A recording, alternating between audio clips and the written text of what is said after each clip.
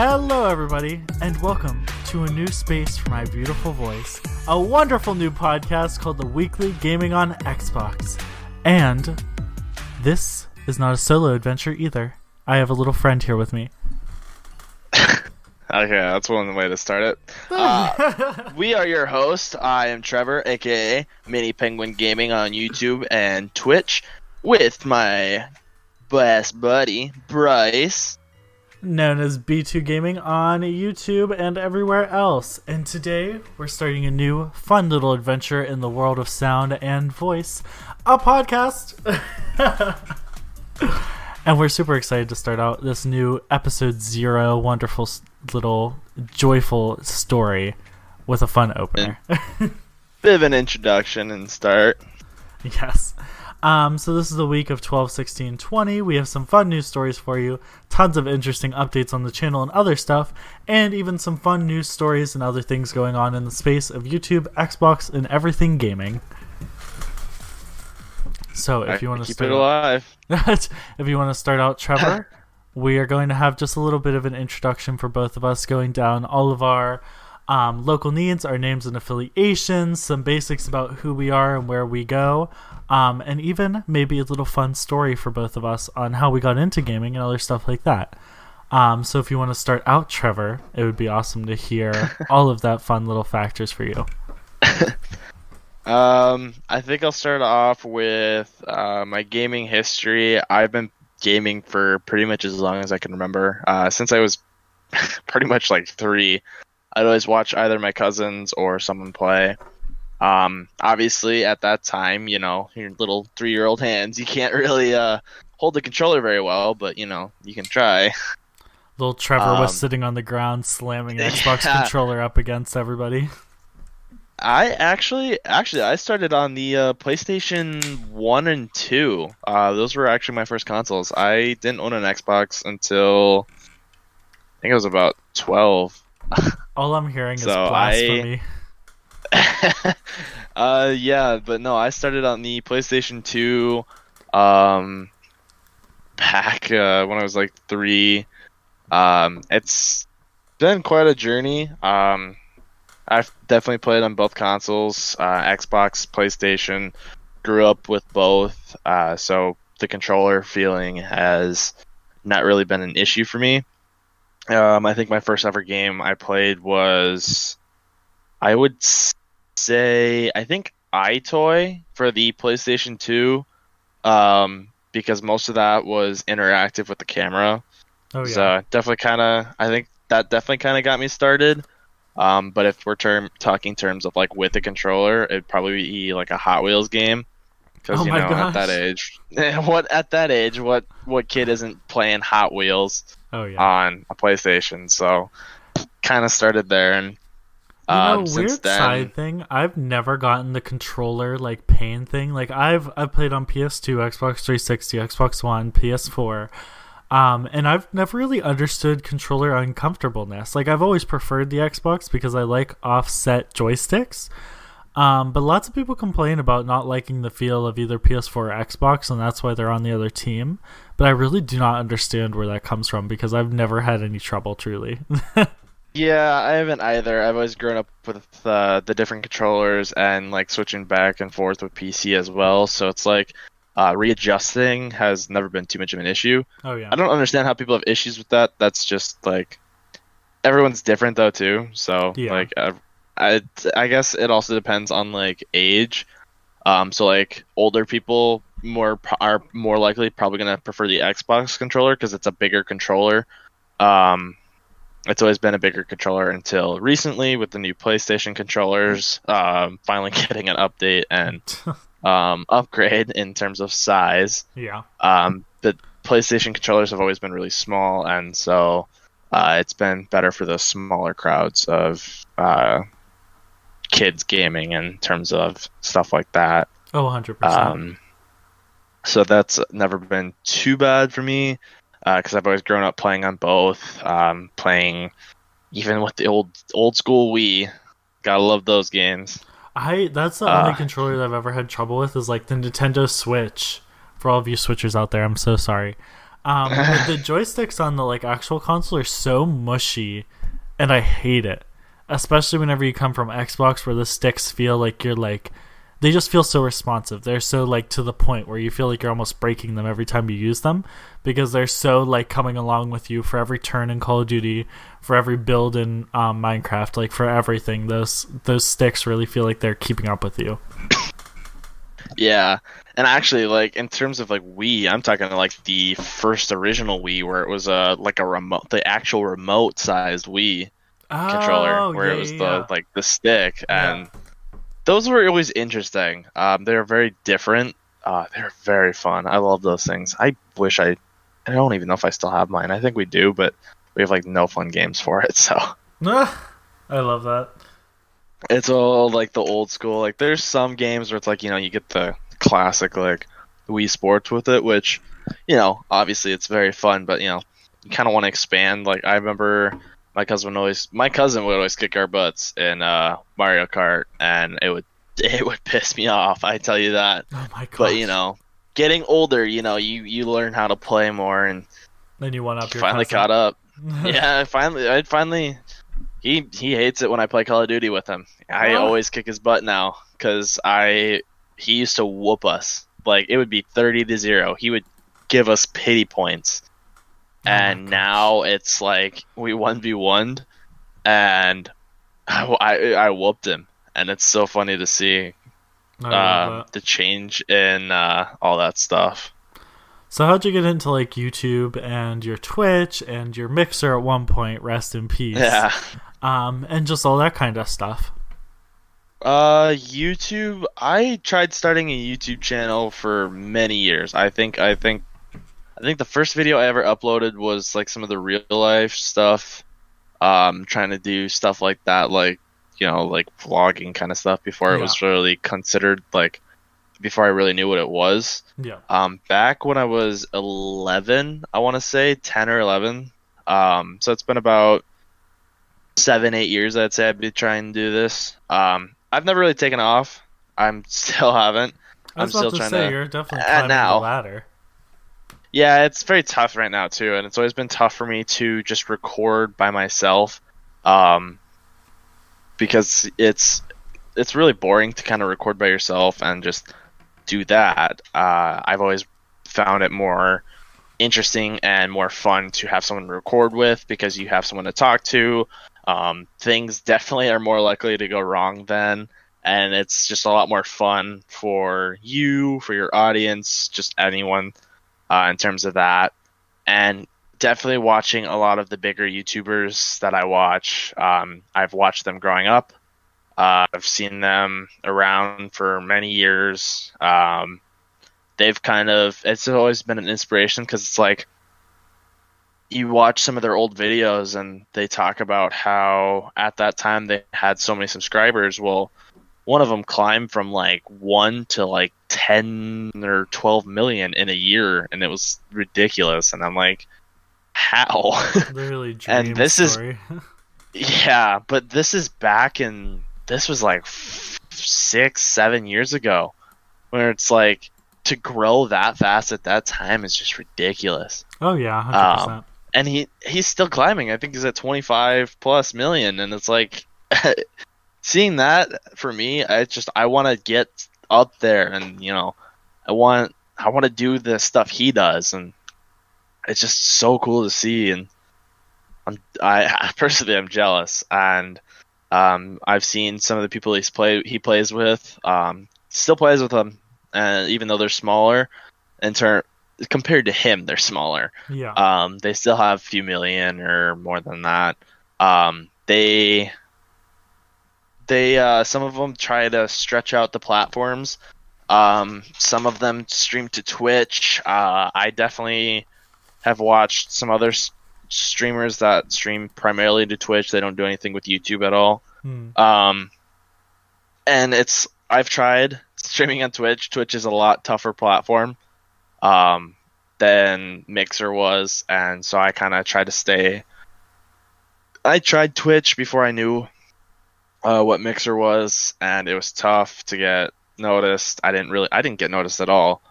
Um, And then I moved over to Mixer, which that was at the start of COVID.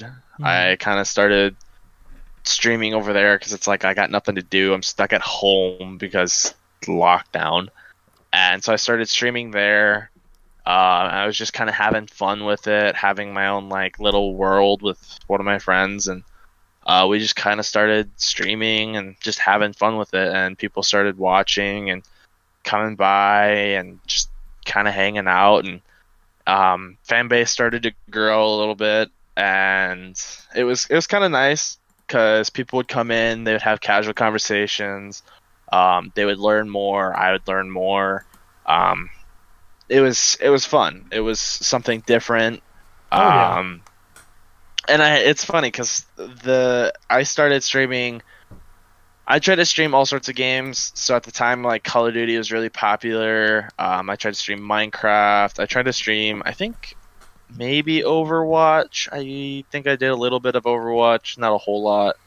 I tried to push out and stream like whatever I could, and just kind of go from there. And it some games did better than others. Minecraft was definitely the most popular one.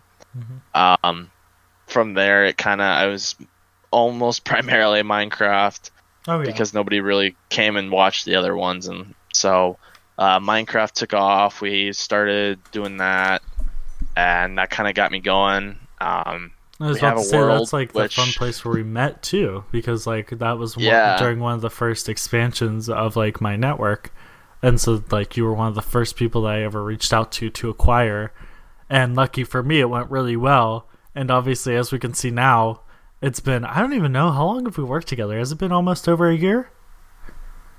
because this started, I think, oh, what was it? I know I I cannot think remember. back in, I want to say March is when we started working together. Oh yeah, so So we're it'll be building a up on a year. Yeah, so I think we're up to 9 months right now. Hmm. Um, yeah, I think it was back in March because this was like, I think like 2 or 3 weeks after COVID they had shut stuff down Oh yeah. because of COVID-19, coronavirus, whatever the heck people want to call it. I've lost track. They've come up with so many they've come up with so many stupid names, The China and virus. yeah, it's ridiculous. They've come up with so many stupid names. It's like it's a virus. Like that's what it is. It's just at this point it's just the flu. Like that's all it is. Yeah. But we started. I think it was like 3 weeks after I started, so it was like towards the end of March.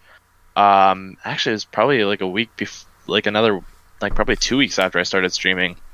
Um, because I had been streaming quite a bit. Like I tried streaming after school and everything Yeah. because I had the time then, and then COVID hit, and it's like, well, I have a lot of time, so I really started pushing it, stretching the hours, pushing it to more days, and after a little while, my fan base started to grow.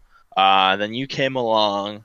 You had invited us after my stream had ended at like 2 in the morning or whatever it was. I don't even remember. I am Like it such a was. universal night out. I have at least acquired two people on the team after you at like 3 a.m. and I have no idea why. Yeah, But like night owls always work out for me because both of those people have still stuck around on our network. yeah. A few of us have. Yeah. And so we hung out, we checked out your world, and then from there we just kind of we found an area that same night, and then the next day, I think on stream I started working on my whole base there, and yeah, I still need that world download because I Oh want to go yeah. back. I want to go back and check out all the stuff I did while I was there. Yeah. I put for it being kind of just like a tester setup thing. I had put a lot of effort into into like the month that I was there for it, Yeah. month or 2 months or whatever it was. There's a lot of stuff I put into there, and I want to go back and revisit all of that. Oh, All Christmas the idea for the server episode. I could put the world download in the Christmas episode. Oh yeah, I could probably work. That would be fun for everybody because then everybody can go download it on the Christmas. Yeah, we could Enjoy definitely do season like zero. a yeah, that would be interesting.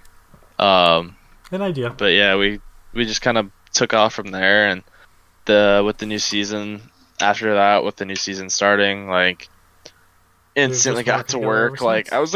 I think I was like a week or two behind everyone. Y'all Yeah. were like took off, and I I know couldn't Tristan because I was was out going of. crazy. Yeah, I was going to hop on, but I was out of town on vacation with Yeah. family for about a week and a half, and so I wasn't able to. When I finally got back to hop on, it's like, well, everyone's ahead of me. Nah.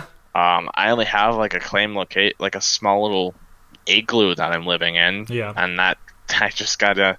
From there, I just kind of started doing stuff and took off, and I'm way past all of you guys now. I was I'm about like to say the that's the one richest. nice thing about like now is that we all don't have to worry about like the world reset. Like in season 0, we didn't know how long we were going to do that.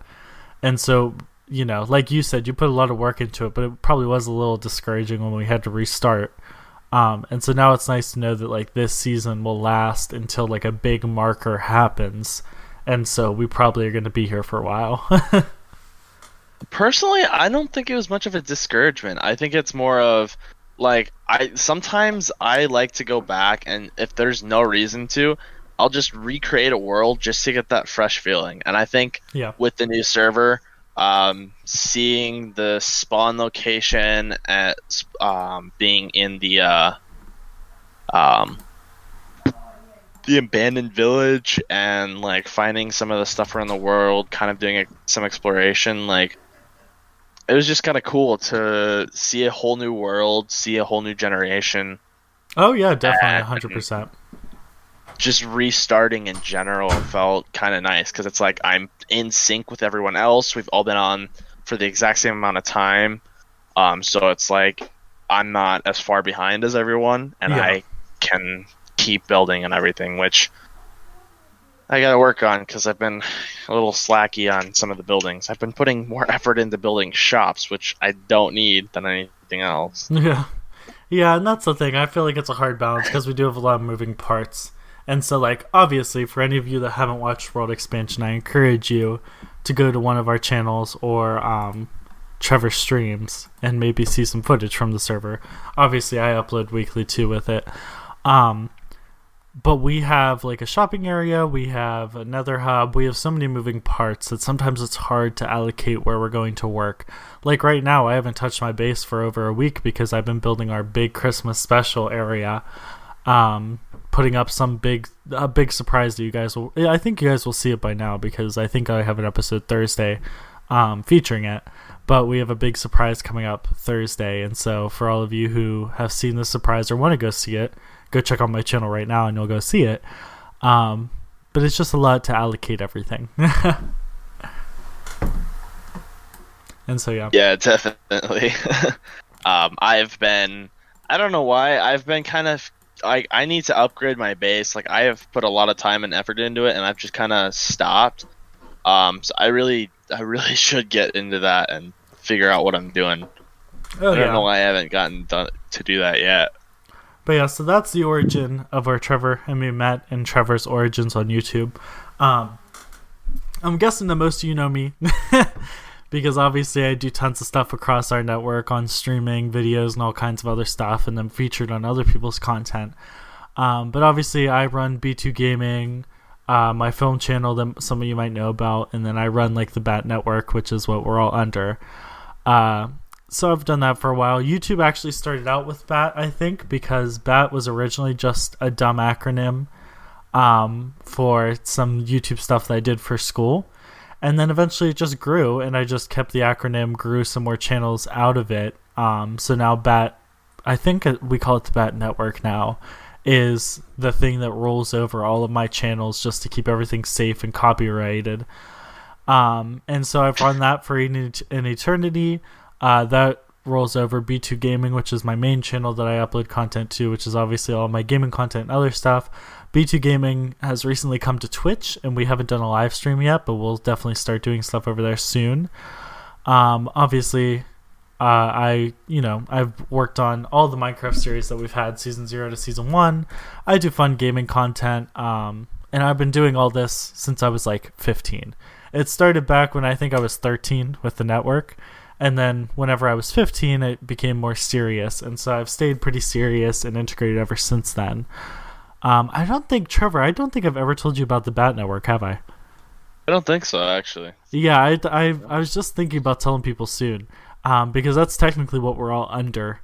And it's owned by me completely. So it's pretty much just me. So there's like no worries of anybody else running us or anything. But like I do officially run the Bat Network, which is like technically a business, but obviously it doesn't make a lot of profit, so it's not a big deal.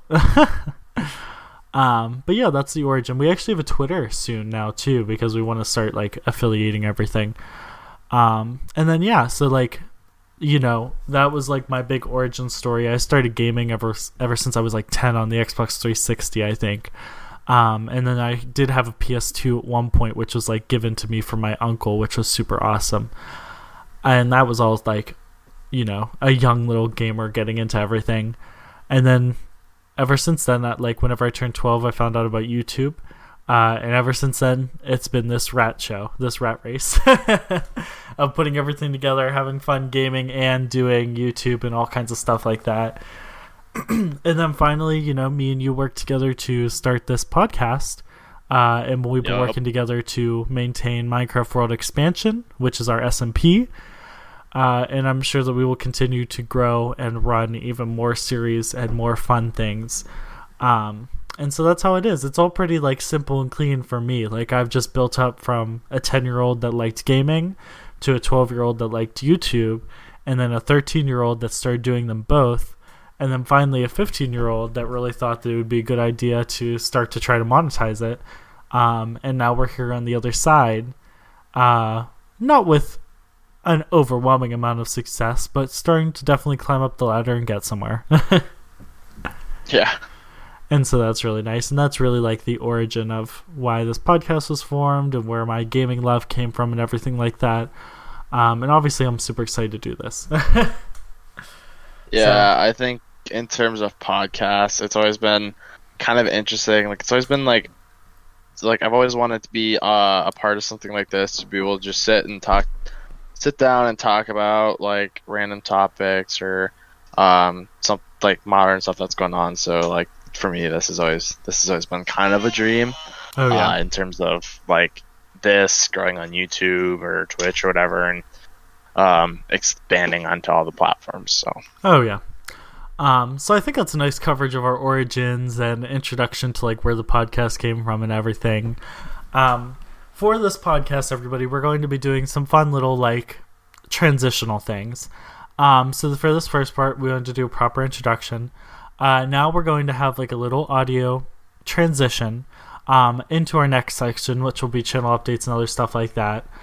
And then we'll keep transitioning, have some more fun content for you guys. But for now, I think we're going to take a quick break. And whenever we get back, we're going to talk about some channel updates, what's going on with the SMP, and tons of other fun stuff like that. So thank you guys for listening. Please keep listening. And I am so excited to see where this podcast goes. And I hope you guys liked learning a little bit about us. So we'll see you in just a few seconds.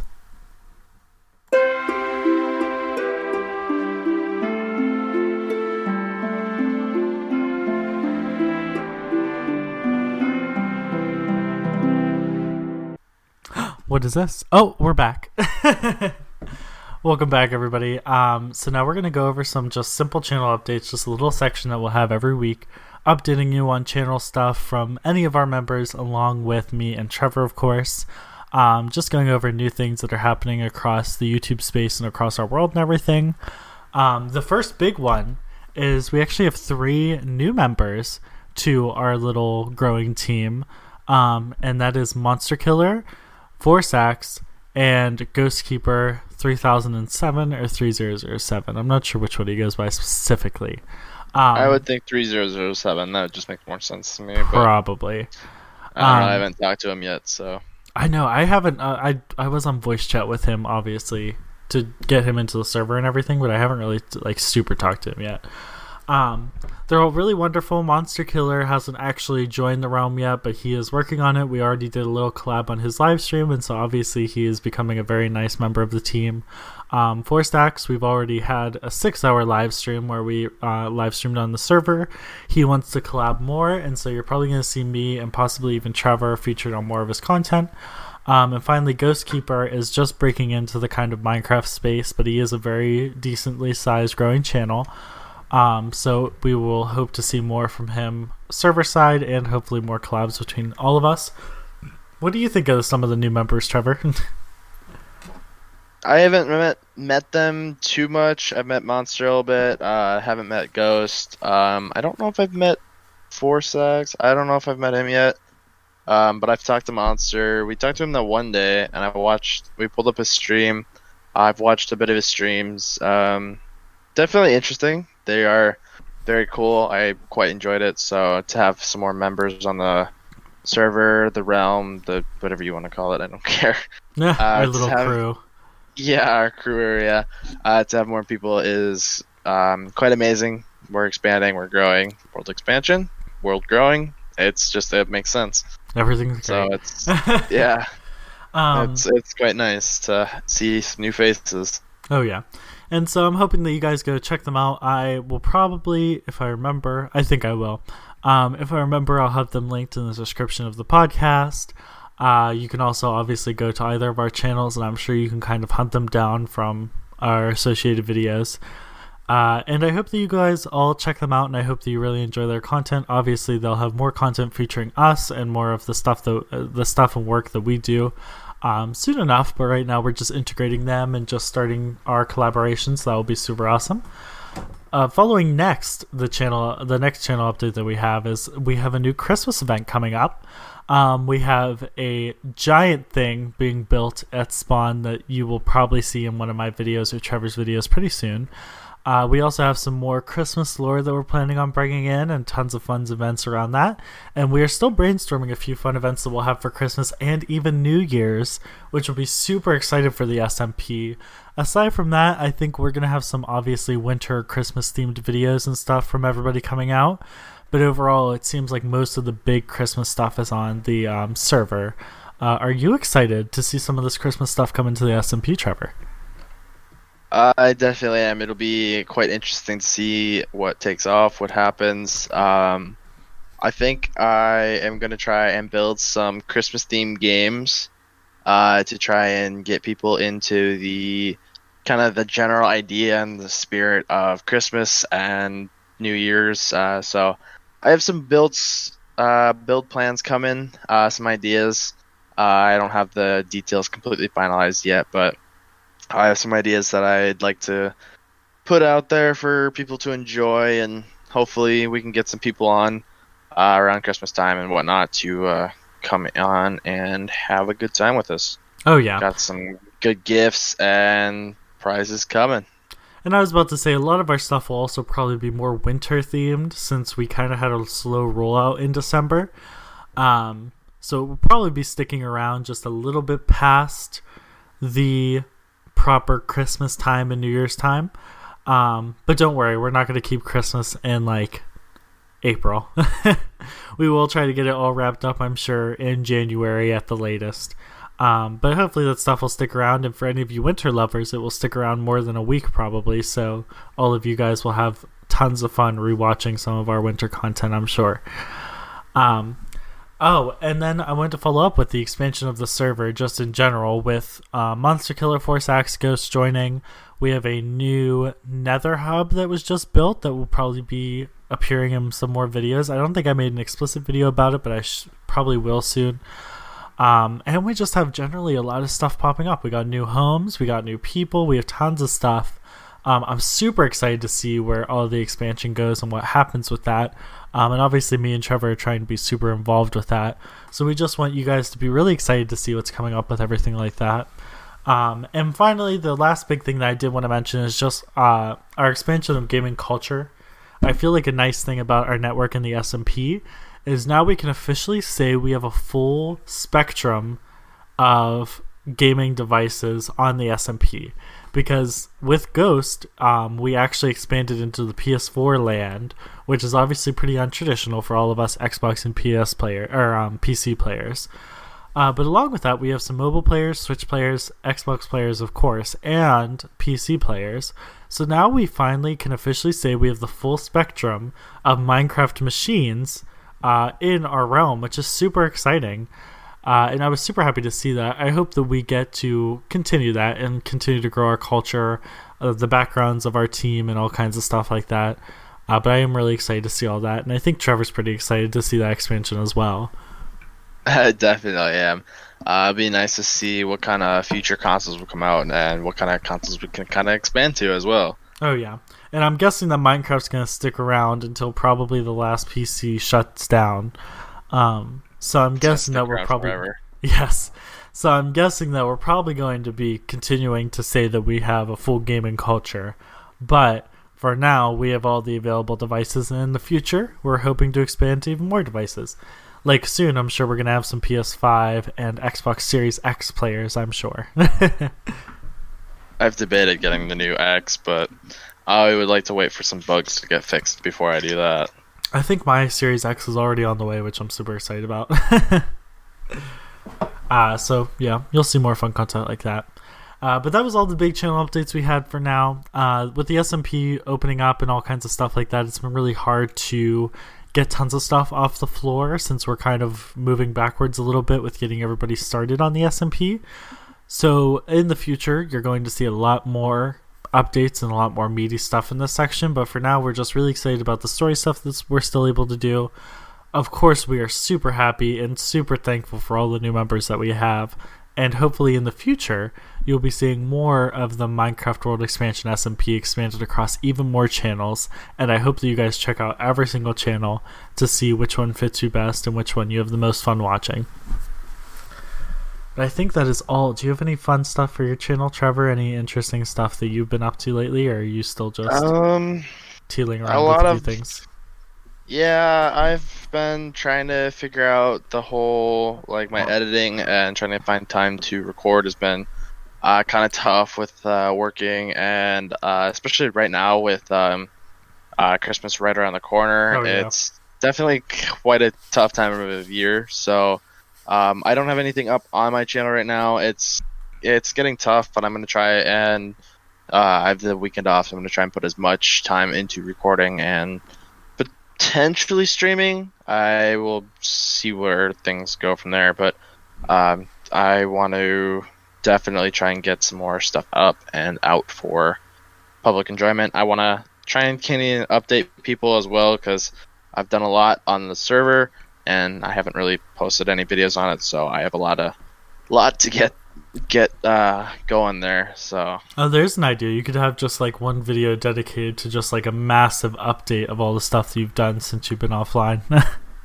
Yeah, which is pretty much everything. Yes, that would be a fun little video to throw together. I think I could definitely go through and talk about some of my shops and why some of them look really stupid in terms of design. Oh my gosh, I think they all look great. I mean, there's a bit of debate there. I'm gonna get definitely when that comes on to a video. People are gonna look at it and be like, "What is going on in your head?" And it's like, I don't know. I just built what I thought looked cool. What's going on here? Yeah. Oh my gosh. But yeah, I think it'll definitely be kind of cool. I can go through my shops, kind of explain what I sell, and just kind of keep up to date with that as well. So. Oh yeah. Well, that's all we really have for like big channel updates, everybody. I hope that you are super enjoying the podcast, and I hope that you continue to stick around. Our next big section will be news updates, so obviously this will be pretty lengthy with lots of fun gaming stuff and news. And this will be mostly just meta commentary on little news topics and other stuff going on in the gaming space. And then finally, we'll have a big little section on the current state of stay-at-home games. Because obviously with a lot of huge updates coming out for games, some really big games even being released, there's been a lot of struggles with the stay-at-home work from game studios. And so me and Trevor just want to talk a little bit about that, just see what's going on in that space. But we'll be super excited to do that right after our little break coming up. After the break, we'll get to some news updates, and then hopefully we will finally roll on to the final section of current gaming states. So I'll see you guys in just a quick second.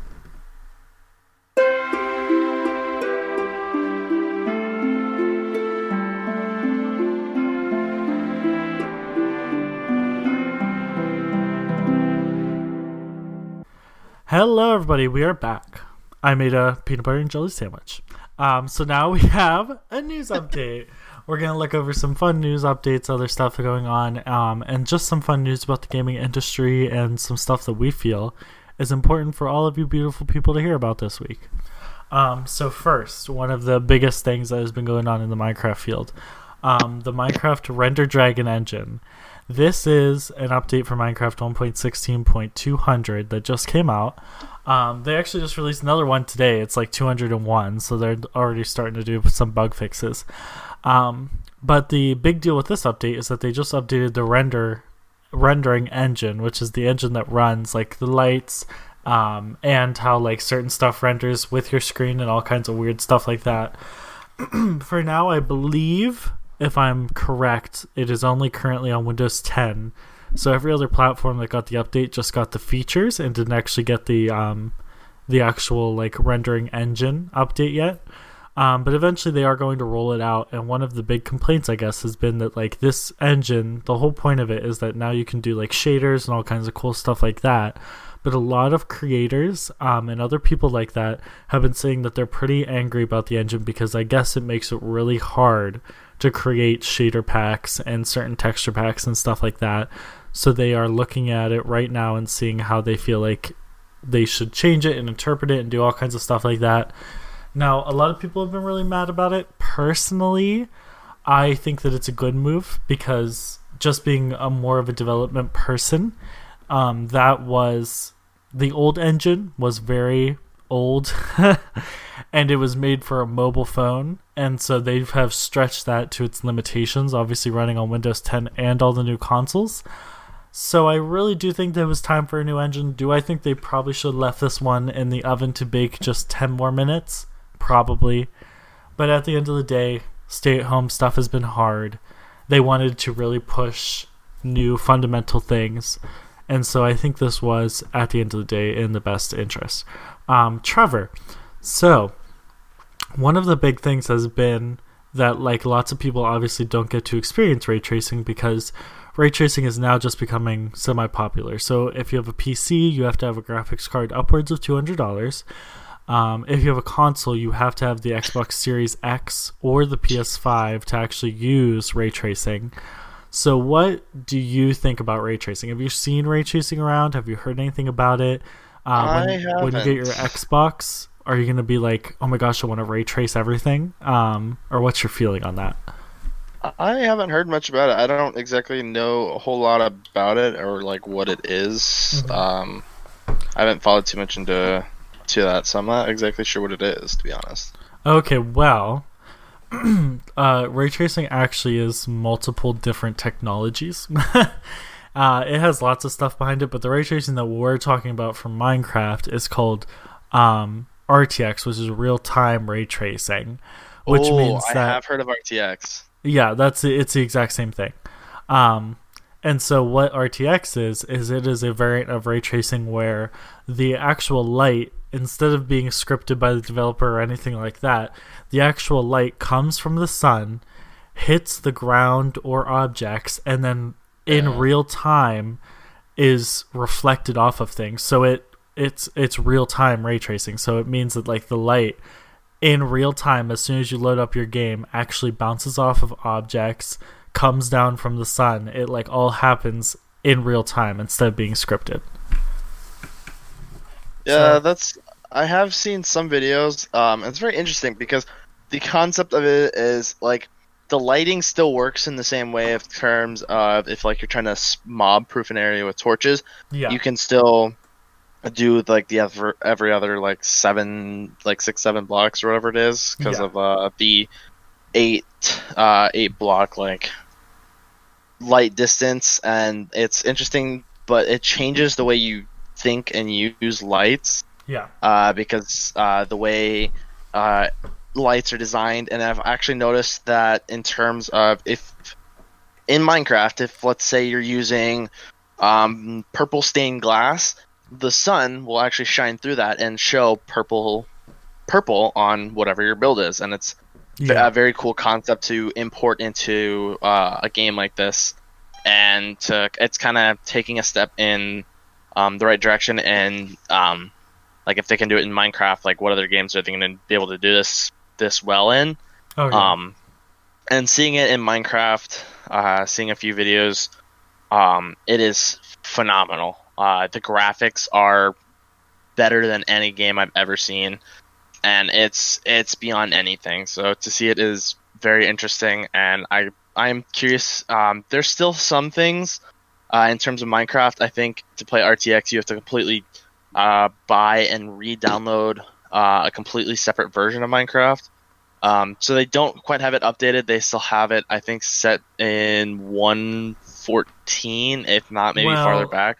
That was kind of the point of the Render Dragon update, was that like now the ray tracing part of all those betas is actually in real Minecraft. So if you have Windows 10, after you downloaded this update, now you can just enable RTX packs, and if your computer hardware supports it, you actually can use real ray tracing like you saw in the betas. Oh, so I guess I'll have to try and see if I can use those. Oh yeah, and like I said, it takes a lot of hardware, so I'm guessing that me and you both probably do not own the hardware required to do it with high frame rates. Any hardware can technically do it. I think that's how they implemented it. But obviously, if you have hardware that they think is not optimal, it will warn you before you turn it on and be like, hey, this is really hard to process, so just know that your computer might light on fire. But yeah, so that's the big thing, and like that's the thing, is on one side it looks really cool and it's really awesome, but it does change a lot of the internal mechanics of how texture packs and everything work. So it does make it harder for creators initially because it is a new platform. But also, to be fair, it was hard whenever Minecraft Java first came out to develop for it, but now being, I think, 10 years or more in, it's not. It's 11 now. Oh, 11 years in. Minecraft is at 11. It'll be 12 next year. There you go.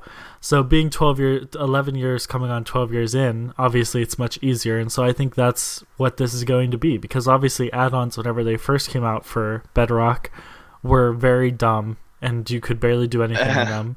Now you can add custom textures, you can add custom mobs instead of just retexturing old mobs. Like, they've opened up add-ons a lot. And so I think this is going to be the same kind of thing, as like texture packs are going to be pretty locked down and hard at first, but as time goes on, they're going to increase the tool's flexibility and make it so that, you know, one day maybe even me and you, if we wanted to, could try our hardest and make a really cool ray tracing texture pack. Definitely, and I think there's still, based off like all that, I think they're still kind of in the beta of some of that stuff. Like, they're more focused on trying to improve and like get the game to the current update right now, and working on figuring out that stuff before they work on like implementing like texture packs and stuff like that into being able to be used with it. So I think they're still in beta stages with stuff like that. Yeah, there's a lot to improve on there. So people are definitely be upset about it, but they got to realize they're still very early stages. This has only been out for a few months. Well, the beta's been going for a while, but obviously the Render Dragon update just came out a week ago, so it's like officially been available to everybody for like a week. Yeah, but they've been working on it for like 2 or 3 years probably. And with a lot of stuff like that, there's a lot of coding that has to go into it, and a lot of like trying to get the game to run properly without just constantly crashing. So there's a lot that they have to do behind the scenes, and I don't think a lot of people realize that. Yeah. There's a lot that they have to take and put in. They put the creators of anything, like any texture packs, anything, spend days, like every week. Like, it's every week. It's like 12, 13 hours like every day of the week, just trying to get this going, get it out, get it so people and anyone can enjoy it really. Oh yeah. And so I'm sure even now they've expanded their team since, and they're still working on it. So Oh yeah. people just need to kind of see that and see that they're still processing it and still trying to work out all the kinks and bugs and any issues with like world generations or anything like that. So they just got to look for the future and look for the bright side of things. Oh yeah, because even same with us, like, in the SMP we use BD Craft Vanilla, um, and so we have seen that. Like, we've seen some updates come out, and the texture pack is broken for a while because it takes a lot of work to get those texture packs ready. And so even if those people are given the news and the new textures for the update like a month in advance, sometimes they still aren't done by the time that month is up because it takes a lot of work to change everything, to make sure everything's still working, to make sure the game doesn't instantly crash whenever you use the texture pack. We even had a week where we had to take the texture pack off of the SMP because they were doing an update to fix a crash that would happen occasionally for some platforms. So it isn't easy. The BD Craft, the team that works behind it, has been working on the Java edition for like 5 years. So it's not like they don't know texture packs. Like, they are some of the most professional texture pack makers in the world. But they still struggle. They still have their times. Yeah, and we've seen issues in the past with a lot of like glitches from stuff like skeletons. Their bows would look like absolute units. Like, it looked like you remember they were running around looking like they had like 40,000 like foot 14 bows stacked on each other. Yeah, like they were just massive and thick, and so they were still working on it. I was about to say, I'm not sure if they ever fixed that, because right now on the SMP we did change to a Christmas texture pack, and that Christmas texture pack is much more simple. So I believe that it doesn't have the same complexity problems that BD Craft does. So right now I notice that the bows and everything are pretty normal, and we haven't had any texture errors actually somehow. But I can't remember, but I don't think BD Craft actually fixed that yet. I think they're still working on that because they were just having lots of struggles with the stay-at-home situation. Yeah, which I'm sure they're trying to brainstorm and figure stuff out, but they could have fixed it, they could have not. I'm not sure. We haven't really looked too much into it, so we still have a lot to kind of check out there. Oh yeah. But yeah, so ray tracing I think will be interesting. Render Dragon, I think my deduction of the situation is getting all Watson on us. I really do think that the Render Dragon is going to be good for our future. I think that everybody being dramatic or negative or not developing on it anymore just for that is going to be in for a tough wake-up call, because how it sounds is that they're going to spread this engine across every version of Minecraft eventually, period. That doesn't mean that every version of Minecraft will support ray tracing, but it is easier to develop for one light engine instead of two. So at the end of the day, even though they'll probably turn off ray tracing for almost every platform except for like PC and maybe the new consoles, they still need the engine to be everywhere so that they can just develop for that engine and stop worrying about all the other things that they have to develop before.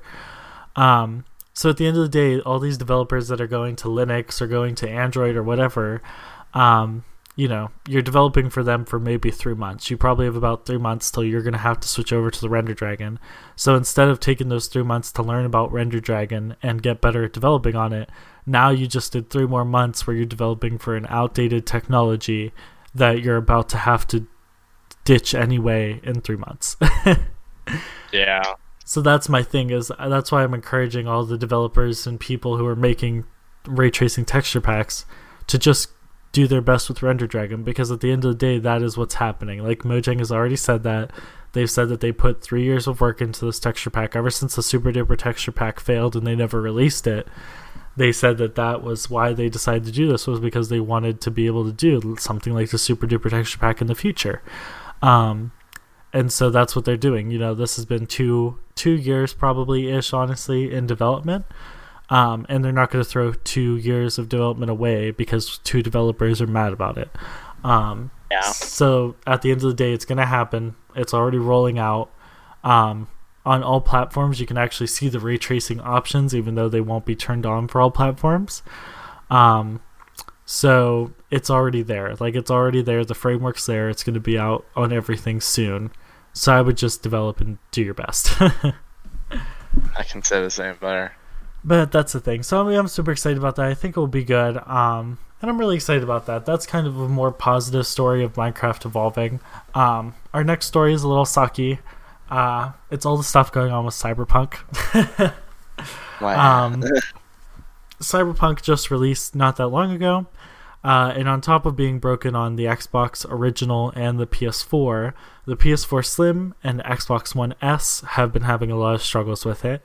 The PS4 Pro and Xbox One X have been handling it decently, I guess, but there's still a lot of texture problems and a lot of frame rate issues. And then luckily on the Xbox Series X and PS5, they have said that there's pretty much no issues. Obviously, it's still running worse than it is on PC, and it's still not running a lot better than it is on the Xbox original, but it is running to a point where it doesn't crash every 10 minutes, which is sad, but that's where the bar is. So it sounds like this has just been a rough project. This game was, I think, upwards of 3 years in the making. Its announcement was so long ago, I can't even remember it. And they pushed it back, I think, 3 or 4 times. And so the first thing that I think about is, like, imagine what this game would have been like if it would have released on its release date. If it can't run on consoles and it's breaking now. It would not have made it very far. I know. I'm just wondering if you would have even have been able to launch the game, or if it would have just been even worse. Like, instead of only 10 frames a second, only 5. I didn't think you could get a frame a second. I know. Like, I just wonder what it would... Because it was quite a few months that they pushed it back. And that's the other thing, is so this game is not a next-gen game. Even though it's running best on the next-gen consoles and it's out on the next-gen consoles, first, on Xbox and PS5, it's not optimized for those consoles. It's running in backwards compatibility mode. And second, whenever it was announced, it was meant to be a whole announcement about how they're going to push the hardware and software of our modern day. So it was never meant for the PS5 or Xbox One Series X. It was truly meant for the Xbox One X and PS4 Pro. And on those consoles, it's chugging. It's barely alive. Apparently there's some texture pop-ins. So textures will render at, 144p. And then after 2 minutes of staring at it, it will pop into 4K. And it's just like, this was their release. This was their release zone. Like, they weren't...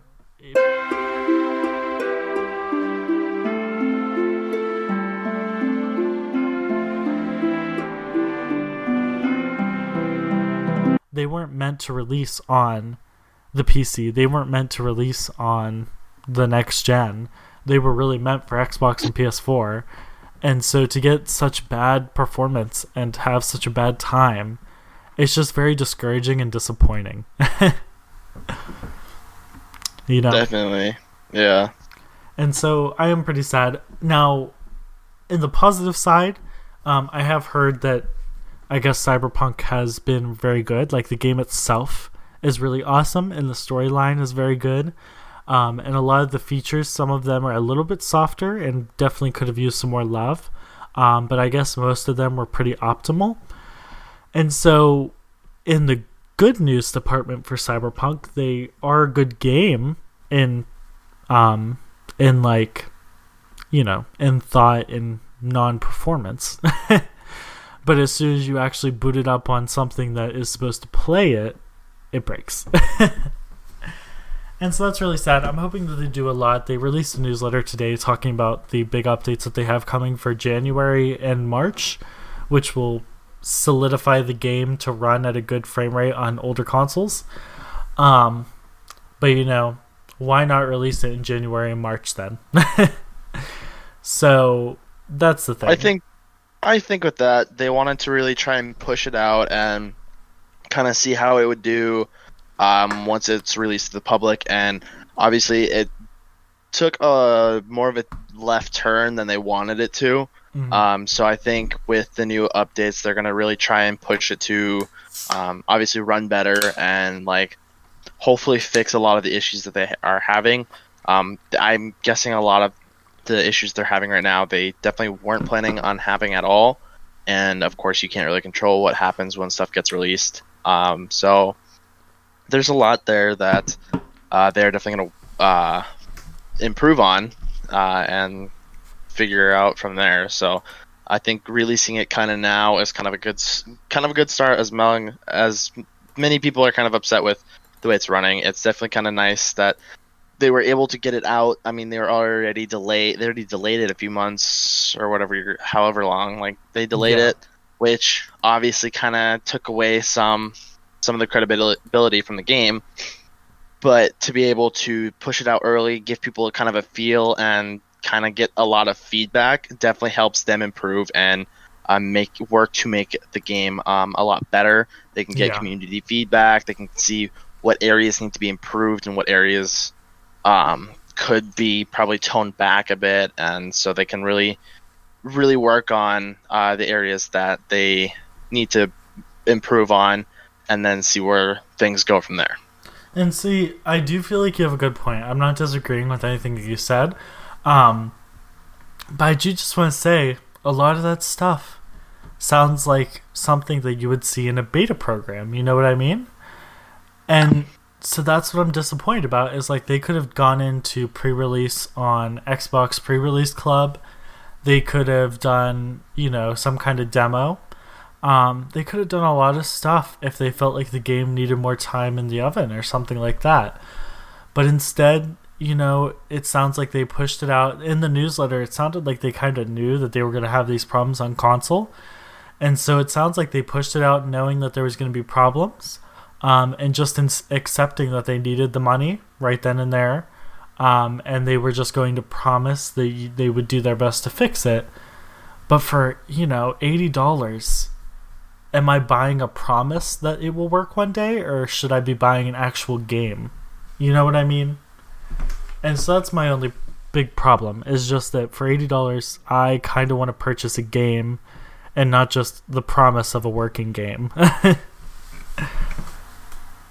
And so that's just how I kind of feel about kind of that situation. It's just I wish that my money would be put towards an actual functioning product instead of a product that's mostly running but is definitely going to run in 3 months. That's just kind of how I view it. I do want to support them. They're a great studio. CD Projekt Red has, the Witcher series is unbelievable. And they've made crazy awesome games. But I think that just adds to the fact that it's like, okay, you have a history of unbelievable games. Why not use that experience and just understand that people don't want an unfinished game? You know what I mean? Trevor, are you there? It seems that we have lost Trevor.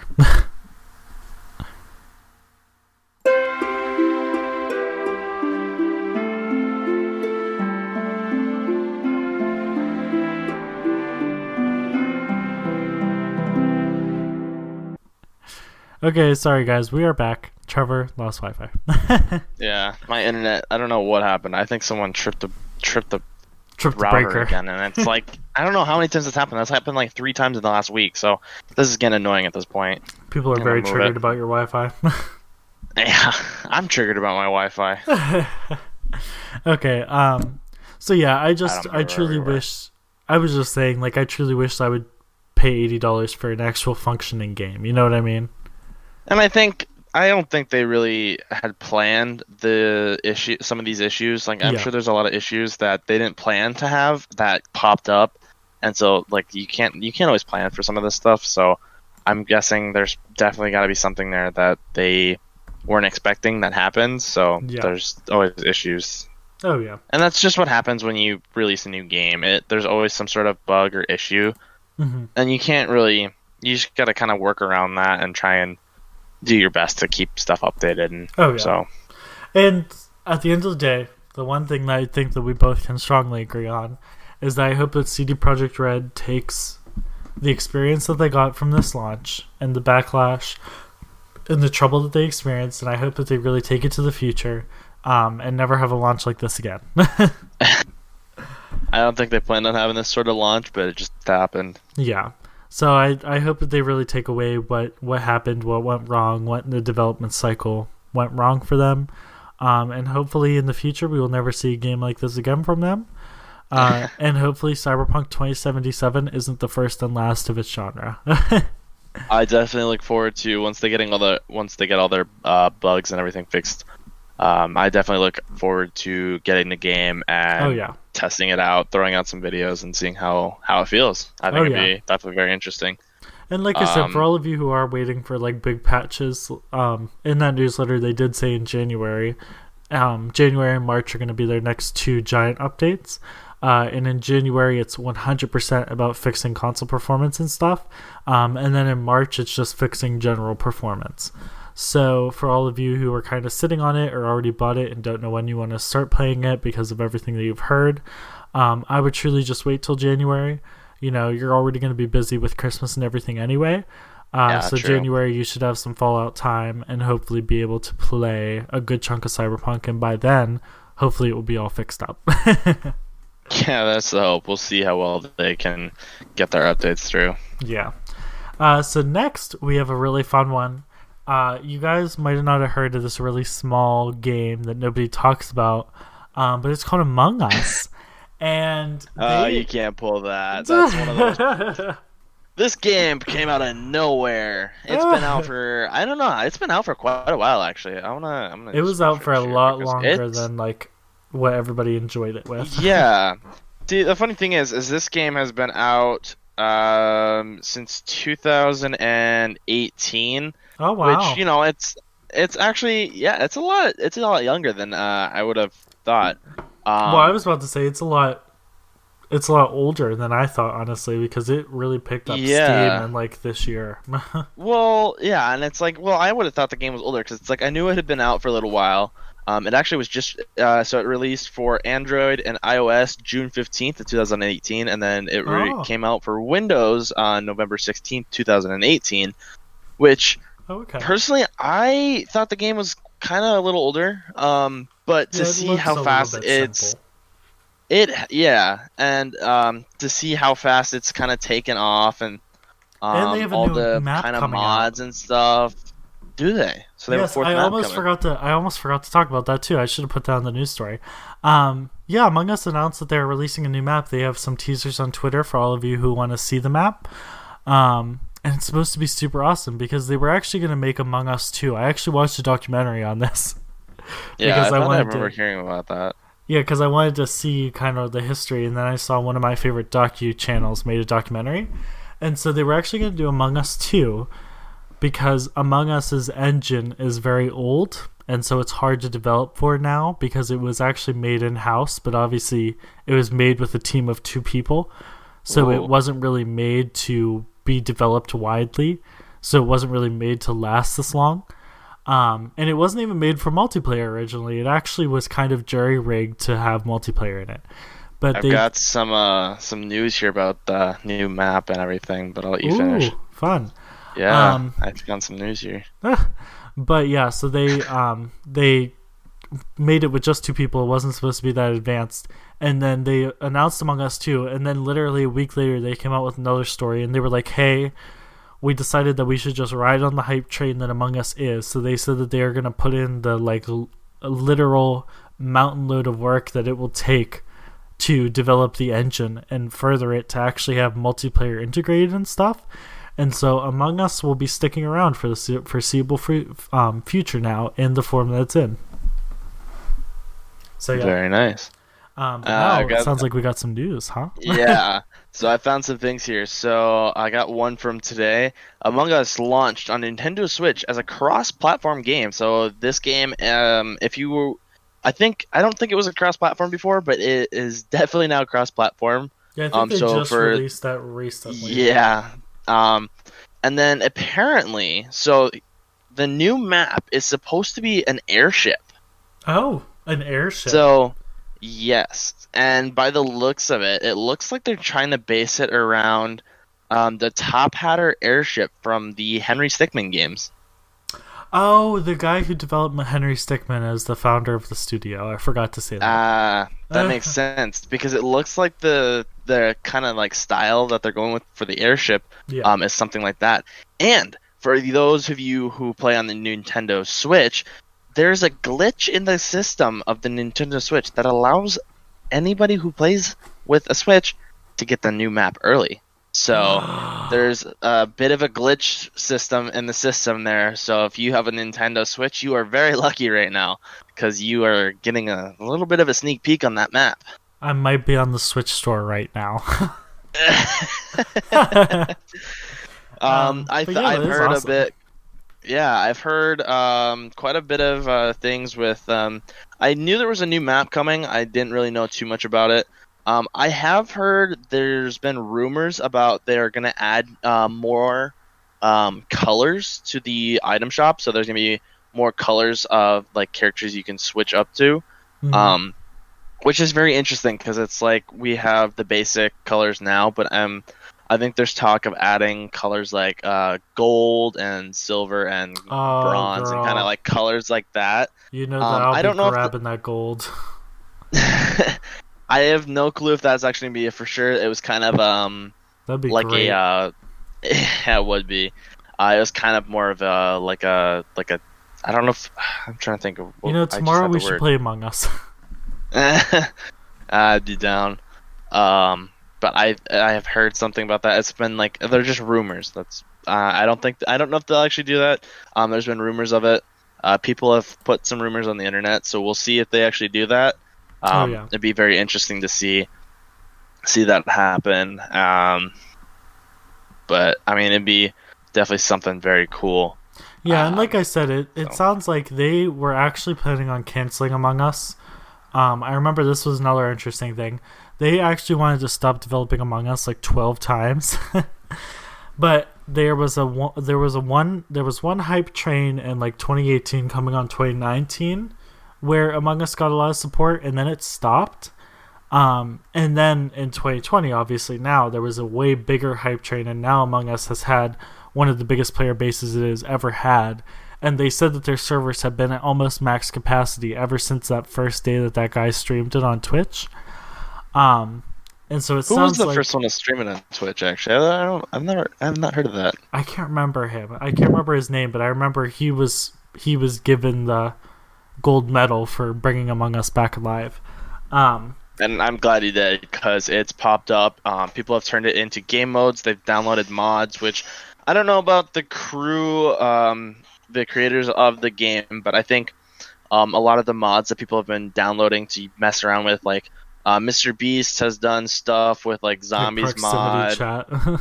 Yeah, proximity chat is like one of the most popular ones. It's very interesting. It definitely adds a new concept to the game. Oh yeah, People have done stuff like prop hunt. It's very interesting to see the kind of things people have implemented in such a short amount of time. yeah, In such a small game, in a game that is so small, but yeah. it's grown and put. People have been putting a lot of time on it. And I am It's excited to been see what they do popping in up the all over my future. feed. So I think with the hype it has now, if that hype keeps going for another few months, there's a good chance that it could progress and definitely take a step in the right direction. I was If about to they say do the I'm right excited things, to they see could. it come to Switch because that definitely says something about its future. That now it's starting to have enough money to port to consoles. Yeah, which it'll be interesting to see how that works out exactly. Um, I went on because Xbox. obviously it's only on. Yeah, I do too. It's only on PC and mobile right now, which unfortunately for those PC players, you still have to pay $15 to be able to play the game. I wonder I how will much stick it to my costs on mobile device. Switch. I'm wondering. I don't. I wonder if I'm they're gonna sell checking it it. for like a. Yeah, you go for it. Personally, I think it'd be like one of those $5 games, but because it's on PC, the way it's on Steam, so Steam like they up the price of everything to make like profit and everything. So, Oh yeah, it is um, $5.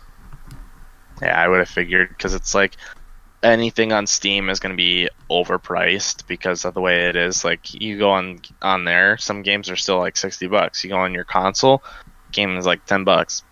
Steam is gonna try and make any profit they can. So, not to sit on Steam. I love Steam. I've found some amazing games on it, but they will do anything they can to make a good profit. Which any good thing, any good site would.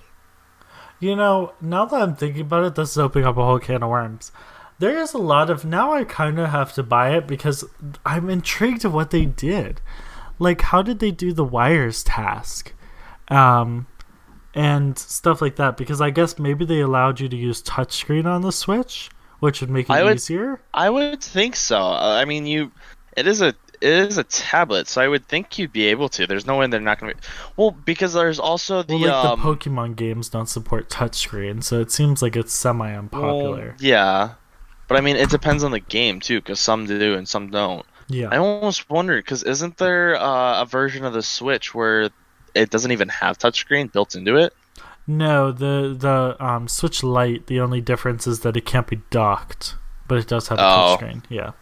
Okay, I wasn't quite sure. I don't know how much about those. Interesting I want to buy thing, one, though. I am on the Switch store because I do have a Switch Lite.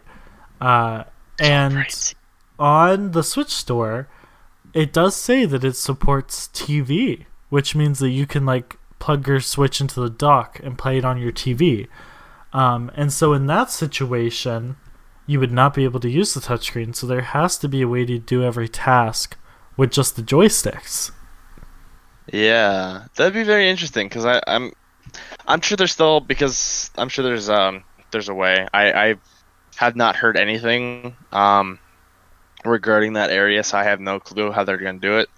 I wonder because if you notice, there is a lot of people will have it where the wires will have the X, circle, triangle. Yep. So I wonder if they're going to implement the controller use on stuff like that, where if because if you say you're connecting the circle, maybe you have to hold the circle button for 3 seconds and then it connects it. So I'm curious as if they're going to do some sort of implication like that.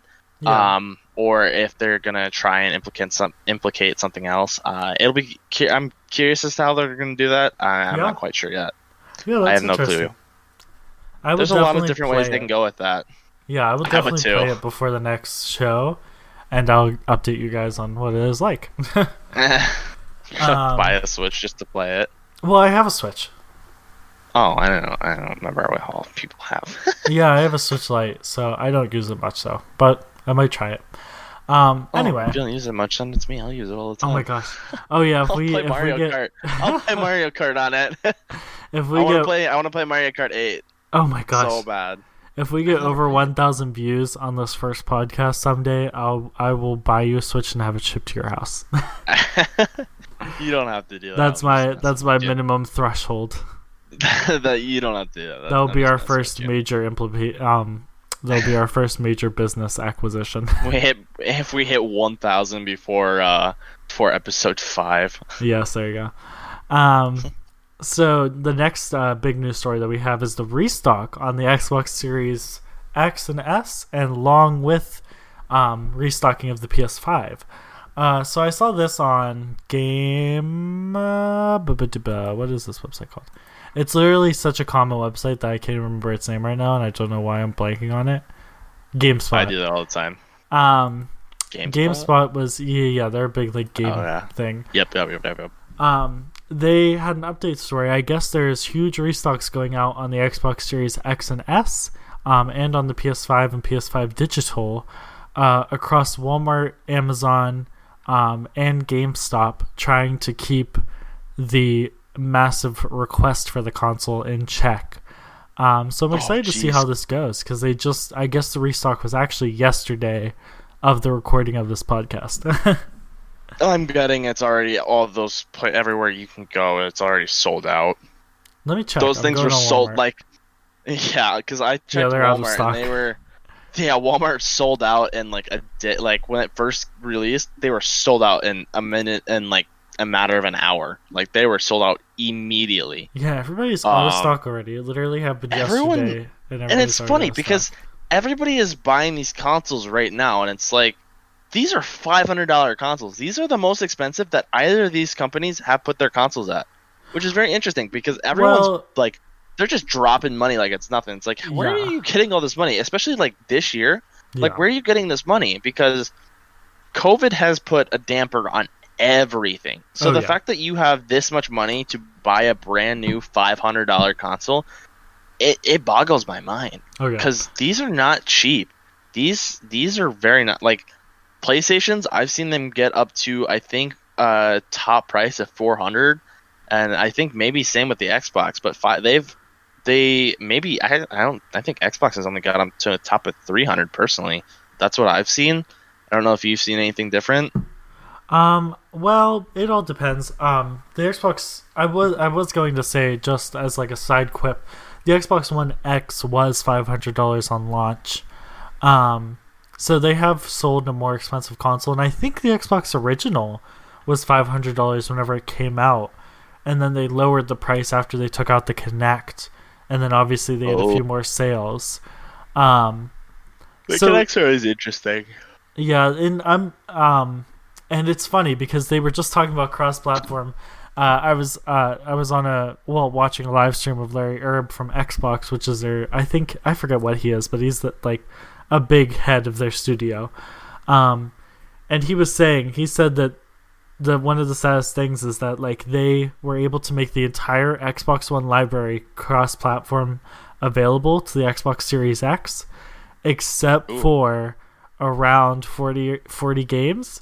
And all of those games are Kinect games because obviously they no longer support the Kinect officially. Yeah, I think because the Kinect is kind of like it's kind of gone out of style. Like Kinect, when I think with Xbox when it 360 first was came its out, prime. yeah, when it first came out for that, or even like because I think the first Kinect came out on the PlayStation 2 with Well, that the was PlayStation. iToy and stuff like that. Yeah, that was I like know, but like, PlayStation Vue. but it's like the Kinect really didn't make it to the Xbox One. No, it died It on launch. was. I swear, because like Xbox sales, I think that's why they were so down. Was Oh because yeah, it and was $100 more than the PS4 because the PS4 didn't have a Kinect bundled with it. yeah, and it's like when we bought our Xbox back in whatever, like I don't know, 8 years ago or whatever it was. I don't remember. Yeah. But when we bought ours, we got ours. I think it was the year before. No, it was like the year that the Xbox One, first released. The very first Xbox One of the whole series area there. So the Xbox One came out that year, and we got our 360. And at the time, a lot of games were still coming out for both consoles. So this was, I think, Black Ops 3 was one of the last games I recall buying that came for both consoles. Yeah.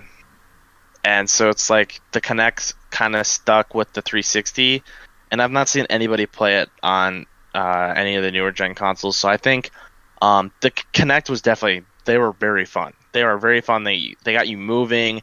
You got to have fun doing it. I mean, it was a workout just to do anything with them, but it kind of just it didn't make it to the newer consoles. I think they kind of stayed away from that because it's a lot of extra work to do a lot of that stuff, and a lot of the games with the newer consoles, like not many people really played the Kinect games, Yeah. and there wasn't enough that came out that was really worth spending and paying like to ship out so many Kinects just for the newer consoles that. Like even the 360, there was not enough games to play with the Kinect that it was just not enough. It was kind of a waste of money for Xbox to of make. So I think that's one of the reasons it didn't make it to the newer consoles. And like I said, they said that only 40 games were not able to become backwards compatible. So that means that the Kinect in all of its life on Xbox One has only had 40 games released for it. Yeah, I think most of it's like stuff like it's like Just Dance and stuff like that. Those are like the only popular games that have come out with that. Yeah. And it's like they didn't like people will go back to play the old consoles for those. So they didn't make it far, which it's sad, but And Just not Dance everything now can. just uses your phone, so that even Just Dance Oh has already yeah, moved on. yeah. And I've not actually seen any on my phone, but yeah, again, I'm not paying attention either. So Oh well, I mean, like if you whenever you buy the game, they just ask you to download the app, and then you just hold your phone while you dance instead of using the that's fair. Kinect. Almost reminds me of when they came out with the Wii and you had to have the Wii controller in your hand. Oh yeah, yeah, it's literally the same vibe. Although it's not the with the Wii, there were so many issues because you could just move the controller and just get fantastics. Like you could just stand in place and move the controller to the place. And I was like, with the Kinect, you actually had to move around and do the dances, which the rate tracing, like the tracing with the Kinect systems, was not the best at the time, but it was definitely above its time. And it would have been Oh cool yeah, to see they where it had could have gone, but and nothing like lasts forever. yeah, and like even they had the wake word, so you could be like Xbox on and it would turn on. Ours did that. Like that was way ahead of its time. Like now Alexa's integrated, so you can be like, "Hey Alexa, turn on my Xbox," um, and that has been a Do huge that. thing. That has had like a huge level of integration and acceptance.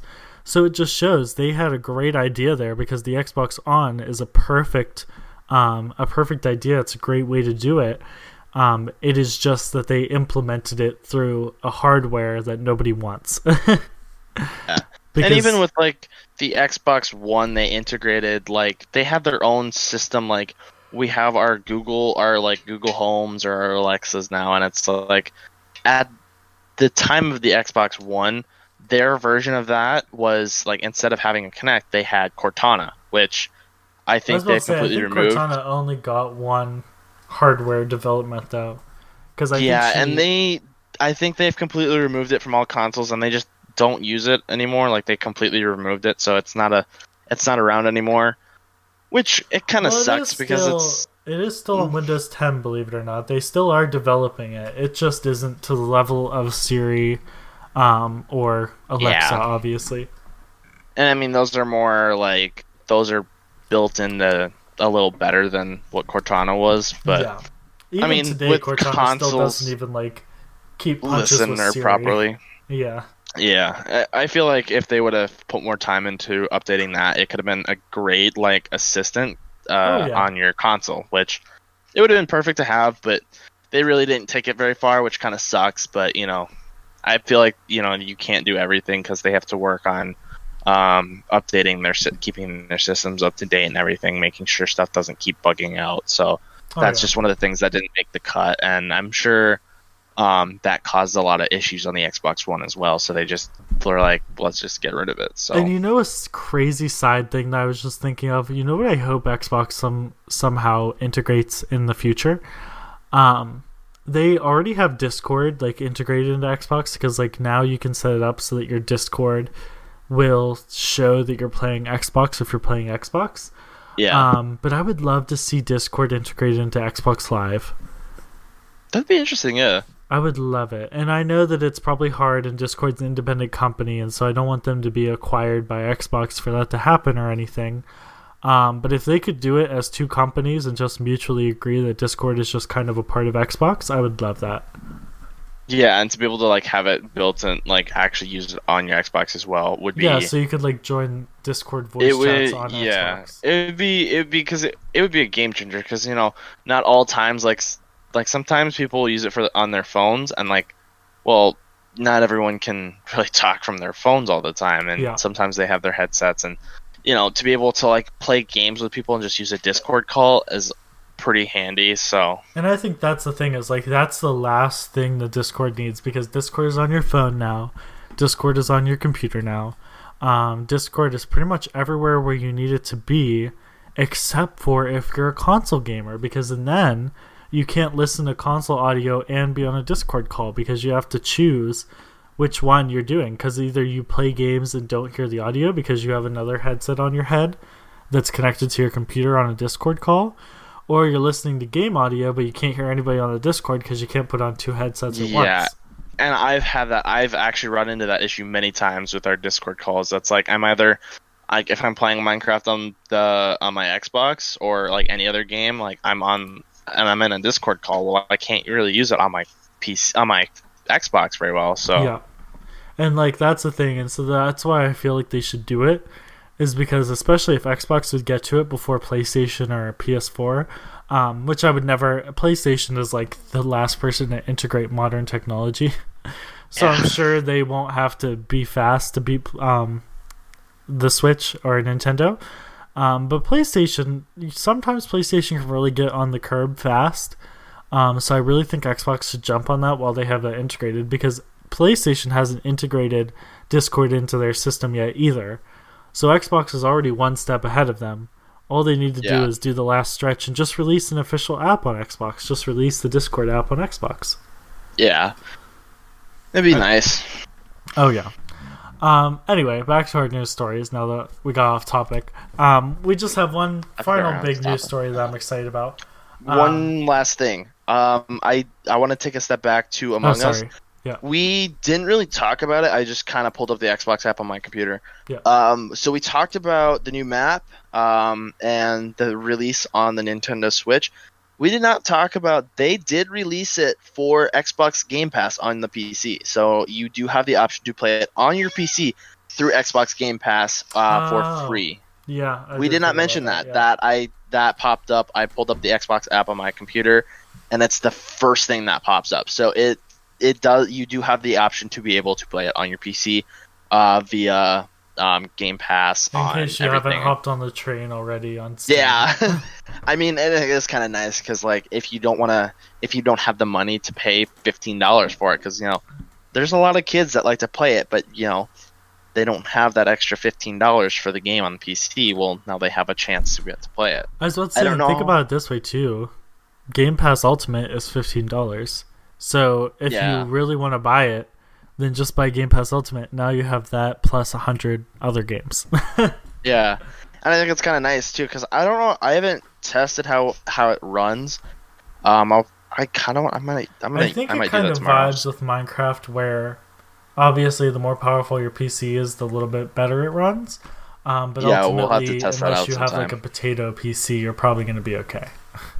I think we'll have to test that out, and we'll have to kind of give an update on that in the next episode. And like, you can always test it out on your Switch and bring in your option, your thoughts. I can test it out on the Game Pass on PC. So I just wanted to kind of take a step back and we can do cross-platform now. I forgot that I talked about it, and so they added that, so we can try doing that. So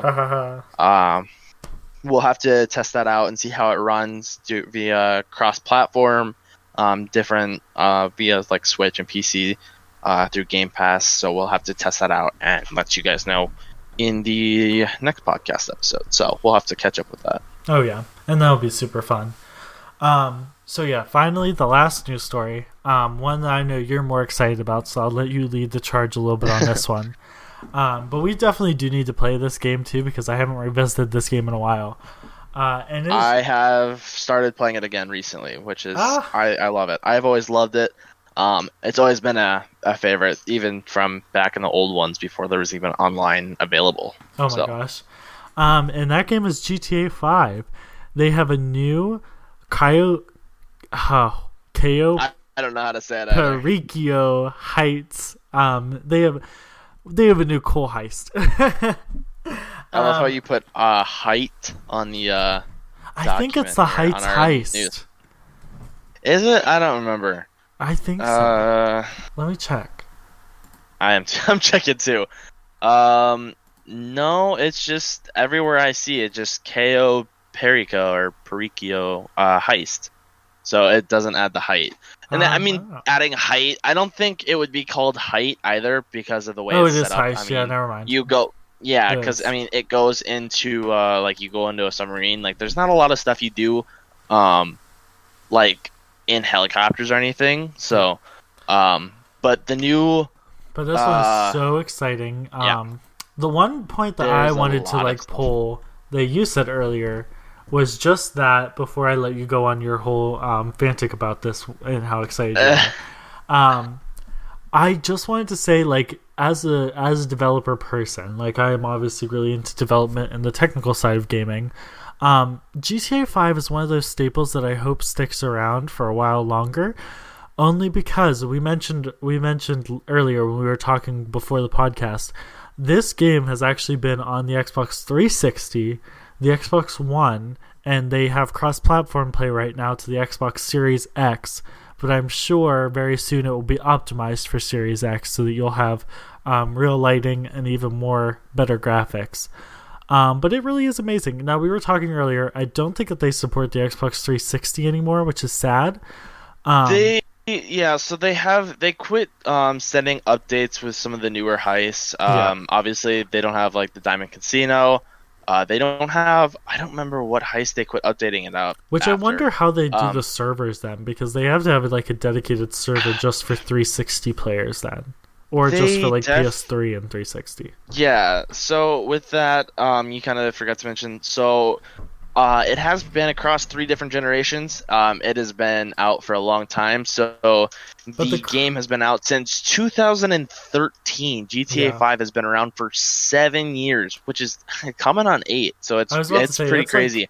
Like negotiable, and it's survived Minecraft. through, it has survived through 3 different generations of consoles. Which is crazy. It's gone through the PlayStation 3 and the Xbox 360, the Xbox One and the PlayStation 4, and now it is on our everyone's favorite new consoles, the PlayStation 5 and the Xbox Series X. No, I think one of those is more popular, but I'm not going to say which one. I have a bias. In your opinion or in everyone's opinion? Honestly, I think that's pretty indecisive because I've been surprised to see obviously both of them being sold out. Now, the one thing that I did learn is Xbox actually does have newer technology in it because they had a lower yield, so they actually have sold less Xboxes right now because there is a new technology called RDNA, and what PS4 uses is like RDNA 1.8 technically. It is RDNA 2, but it's the original stripped down version of RDNA 2. The Xbox actually uses RDNA 2 in its full potential, which is a GPU engine. And then they both use the exact same processor, which is a Ryzen 3 processor. But I am intrigued because it's interesting to see. Like, so far, obviously, both of them have been sold out, landlocked. So I'm interested to see in like 3 months if they both will continue to go punch for punch being sold out, or if we'll start to see the love for PlayStation 4 come back out and hold through PS5. I think it'll be interesting to see what happens there. So I'm excited and happy. I do think the I do think the Xbox Series in general will be much more popular than Xbox One original. And probably up to snuff of what Xbox One S and X started to pull with. But also, obviously, PS4 really pulled ahead in sales last year. I almost wonder if that isn't because PlayStations have better processing power, and so they are able to run games a lot better than Xbox. I wonder if that isn't one of the cases. Well, that's the thing, and now I'm wondering, because it was the Xbox One original and the PS4. The PS4 was slightly more powerful. And so now the shoe is on the other foot. Now Xbox technically is coming out with slightly more advanced hardware, even though it's much more marginal than it was with the PS4 and Xbox One original. It still is more powerful. So I'm wondering if people will start buying the Xbox One series because it's more powerful, or if they'll still stick with PS4 because they already built up a huge library. And so I am excited to see what they do for that punch for punch. Yeah, and like kind of thinking of that, it's like Xbox and PlayStation have always been at a battle with each other, and it's interesting because Xboxes have always been known to have the better graphic cards. They've always been able to show games at better picture and way more high definition quality, better than anything. And then PlayStations have always been able to run games a lot faster, a lot quicker, a lot better. So it's always been interesting. It's always been a fight. So to hear that the consoles are kind of switching up on each other is kind of interesting. I it'll be definitely interesting to see how that goes. Oh yeah, From and there. this year, Xbox is probably going to pull out a lot more first-party games as well. Now having, I think, upwards of 14 studios, up from I think originally 4 on the Xbox. They only had about 4 studios under their name, and now they have about 14, buying out tons of huge studios, including Bethesda, and the entire ZeniMax series of games. Oh yeah, I heard about that. So I am excited to see what that does, because maybe the next Fallout will be exclusive to Xbox and PC. And who knows what's going to happen with that. So I am excited to see what first-party titles does this year too, because obviously PlayStation had much more powerful first-party titles last year. And so now Xbox should, just technically speaking, really have something to fight back with. But who knows? Maybe every single studio, including Bethesda, will just flop. You know, there's always that possibility. I think we need to get back to our topic here of the new heist. We kind of got off topic and went into the specs of the consoles, and we really should be talking about this new heist. This was just released yesterday, December 15th, as of 2020. So it's December 16th today. So obviously, it just came out. It have not got to very play interesting. It yet. I haven't gotten on to check it out yet. I'm gonna do that probably tomorrow. See how that goes. So it's very interesting because there's a lot of different things you have to do before you can even like get into heist preparation or anything. So you need to respond to. So you have to respond to Miguel Madros. I don't know. Son we are of Martin. not native Spanish or French speakers. Just I'm not. Well, I mean, it's also a new name, so it's like I've not heard it said, so like I can't like repeat it. It's like under the Diamond Casino. You have to like get the entrance to music locker. Like, there's a lot of stuff. Into just getting into this heist. I mean, like one of the requirements is you have to be a CEO, president, or a VIP. So like, there's a lot to this. I believe I'm 2 out of 3. But yeah, there's a lot to it. I haven't seen much of it. I've seen the trailers, which it looks like they're taking the game to a whole new level. Obviously, this is a new heist, which by the sounds of it, if I remember correctly, it's the biggest online update to GTA 5 since its release date. So it'll be very interesting to see where that goes. I am excited to play it and try it out. I can't wait to dive in. It sounds and looks like they might have updated part of the GTA 5 map. Actually. So I'm not exactly 100% sure, but that's what it sounds like. I haven't checked it out yet. So I'll have to kind of go up there. GTA over here on one of the things, it says happy to see a map. Yep. GTA 5 players might be extremely happy to see a map upgrade after a long period of time. The makers have now confirmed that they will be adding a new heist to the game that is going to be released on December 15th. So they have updated the map. So the map has finally gotten its first update since I think first major update, I would say. Yeah, this first actual map change update, because they've actually changed part of the map. They've added stuff to the map, which isn't too much of a change, but they've actually redone a part of the map and added to it. So the map is a lot different now. So and I was about to say, like, the big thing, the premise is that, like, they have done minor map changes for all of the updates to add the bunker locations and all kinds of stuff like that. But they've never done like a major overhaul of the entirety of the island, which it sounds like this is kind of in the realm of what they're doing for this update.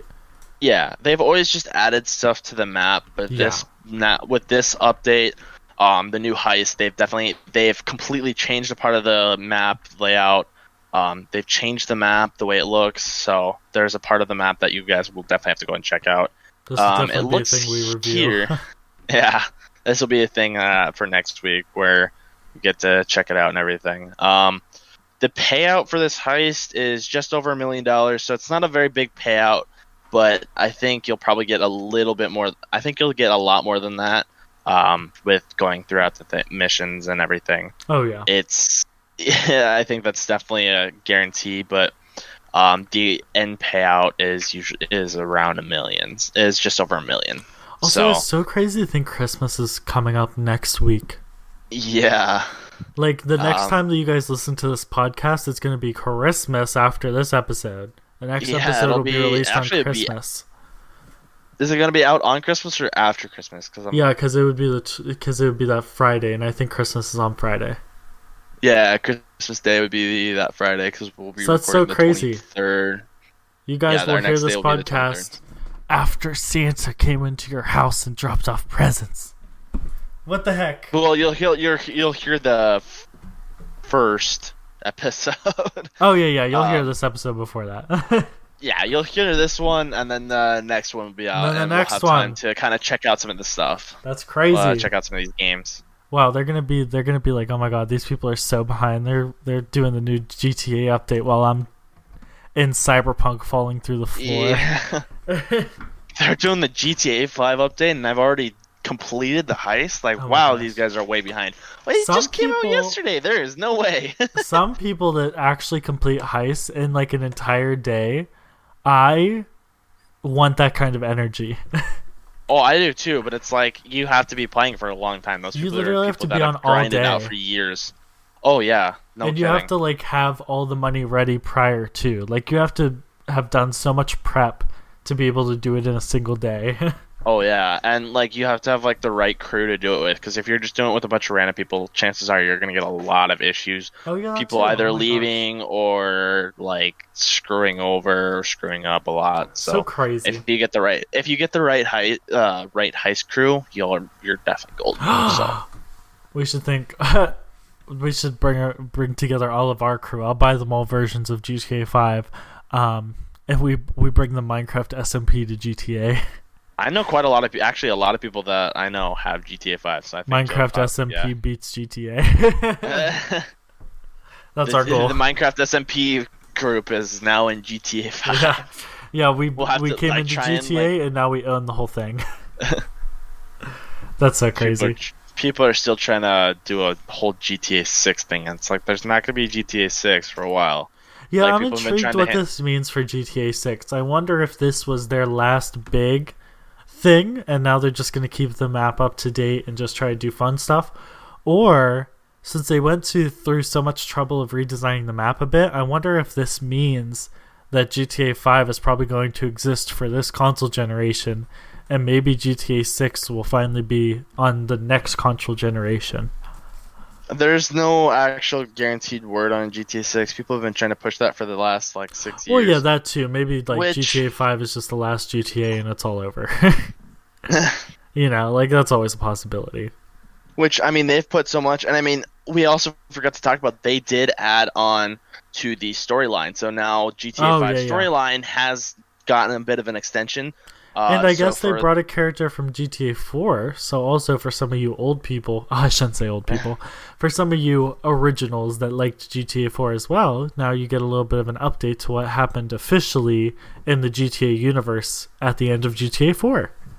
Oh, I remember GTA 4 when... I never played GTA 4. I remember looking up cheat codes and writing them on a piece of paper just to screw around.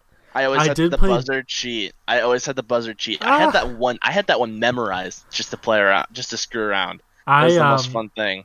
Now they've completely changed it. I did play GTA 3 and GTA San Andreas on my phone because they released mobile versions. Oh yeah, I remember that. That was so crazy. They still are available, and now they can support controller because iOS supports controllers. Oh yeah. I mean, setting it up is always a pain in the butt, though, too. So. Oh yeah, I have a dedicated Xbox controller just for my iOS stuff because I don't want to have to switch. But yeah, so hopefully that update will be really awesome. I'm really happy to see GTA get more updates like that. And like you said, I'm feeling like GTA really isn't up the hill from here. I'm thinking that eventually something like GTA 6, GTA Los Angeles, something will be released eventually. But I definitely think that they are going to really look at GTA 5 more. Because even now, whenever GTA 5 is optimized for Xbox Series X and S, it is still a graphically demanding game. So I'm thinking that it's still going to not run at max settings on the Series X and S. Well, I mean, the newer consoles obviously have like newer generations of all that stuff. So I almost wonder if the graphics won't, once they get it optimized and properly running, if the graphics won't actually be way better. Oh, I think that they're going to be amazing. And I hope that there isn't a lot of crashes with that too, because honestly, that'll suck. But like, I would love to see it played on the new Series X. Like, to see the graphics on that would be phenomenal. So because I think I'd like to see how that goes. Yeah, because on the Series X, I know they still haven't implemented like on PC. There's like proper reflections and stuff, like real time reflections. Well, not real-time reflections, but really, really nice reflections. So I know some of those still don't show up even on the Xbox One X. And so I'm guessing that maybe... Well, actually, I almost guarantee that the Series X could run that. So I'm guessing that they're probably just going to finish up and just like kind of max out the game. But then I wonder if they're going to implement any ray tracing or anything like that, because that would be really awesome in GTA. Oh yeah, it would work so well in GTA, especially because they've definitely updated the graphics and everything over the years. And they have a very advanced light engine. Oh, they do. And to see if they would add ray tracing the game would probably skyrocket as well. Like, it would take off so fast. And surprisingly, I think GTA would have an easier time with ray tracing and stuff than Minecraft. Because Minecraft, you have to remember, you can add and remove objects freely. And so when you have something like real-time ray tracing, it has to update whenever you do that, which is really difficult. So there's continual performance losses that you get. While in a game like GTA, you really don't add objects to the scene because you don't build in GTA. So the only objects that you have to worry about are people and moving vehicles. And then that's pretty much it. So it's much less graphically intensive once you design it properly. Yeah. I think it'd be a lot easier to do it in a game like GTA versus Minecraft, because there's a lot of stuff you can add to Minecraft versus GTA. So yeah, and it's just possibilities. Like, you could fill your entire Minecraft world with glass, and now the real-time ray tracing has to like put the single ray of sun through every single layer of glass. Like, that's so hard on a GPU. While in GTA, all you have to do is be like, oh, they're in downtown, start reflecting the sun off of all the glass in the windows of the skyscrapers. Yeah, because you really don't see into anything like that, so it'd be a lot easier. Yeah, and just that like there's no crazy objects happening. Like, the game knows everything that's supposed to be there or could possibly be there. Yeah. While Minecraft, it just has to be reactive. So this should be really awesome. I'm excited to see that. I'm excited to see it on the next generation. And it sounds like this update has been crash-free, which has been a relaxer. Yeah. Well, I mean, it's only been out for a day, so you never know. Yeah, let's not cross our words. Yeah, let's hope for the best there too. So it's been out for a day. It sounds like it's been going pretty well, but definitely gotta hope and check it out for ourselves and see what happens. But I think that's all the news that we have for recently. I think that's all the really big news that's like imperative and been really hitting home this week. I think in terms of, we could probably throw in Call of Duty into that mix, because I think we've kind of already talked about Cyberpunk, Minecraft, GTA 5. Like, we've already talked about that stuff. I think we could probably just throw Call of Duty in there a little bit. Oh yeah, what new Call of Duty just released? I almost forgot. So Call of Duty Black Ops Cold War has just released about a month ago, I would say. Yeah, I have not seen anything of I've seen trailers of the campaign. Yeah. I have not seen the campaign itself. Well, I might buy it mainly for the campaign. I was about to say, I have seen reviews of the campaign, and I've seen some live streams of it. And I will say it does look excellent, and I have not seen any review that's any worse than like neutral about it. Yeah. So it sounds like It the it campaign is one is of the best ones that they've made in a while. it is very interesting though because it is supposed to take place like directly after Black Ops 1, Yeah, which is I think why it's so popular. which is quite a surprise because it's like Black Ops 1, they came up with Black Ops 2, which is like 30 years later after Yeah. Black Ops 1, So now and you to get a go middle and then they filler. just kind of progressed on games from there and going farther into the future. Yeah. And to see a game like this kind of go back in time, back into like continuing an old storyline like that is very interesting. And I think it Um, was partially just because people really liked that storyline, and I think a lot of people just wanted to see what happened in between those years. And so yeah, I'm and it's guessing that's why it was definitely so popular. probably because it picks up like directly after, which is very cool. So I gotta get on and try and check that out. I gotta buy that and get that checked out. Oh yeah. Um, it sounds a lot like a lot of people are really kind of hating the multiplayer. The maps seem way too big. The gameplay is quite difficult. It seems like a lot of people are really upset with the way the game is running in terms of um, like when you go to kill someone, your bullets obviously aren't doing the damage that they're supposed to, or you're just getting you're getting outgunned by guns that you're not supposed to. So the game, and I mean the kill cams, they've screwed up the kill cams. Everybody likes it when it's like final kill or something like that. Well, they have this play the game system which they implemented back in, I think Black Ops 3 was the first time they actually Probably. implemented that. Yeah. Actually, it might have been Advanced Warfare. I think they implemented that. What? No, it was the play of the game. I think that was Black Um. Ops 3. Yeah, No, because it was Black Ops Advanced 3. Warfare still had the regular Yeah, it's still thing. hard.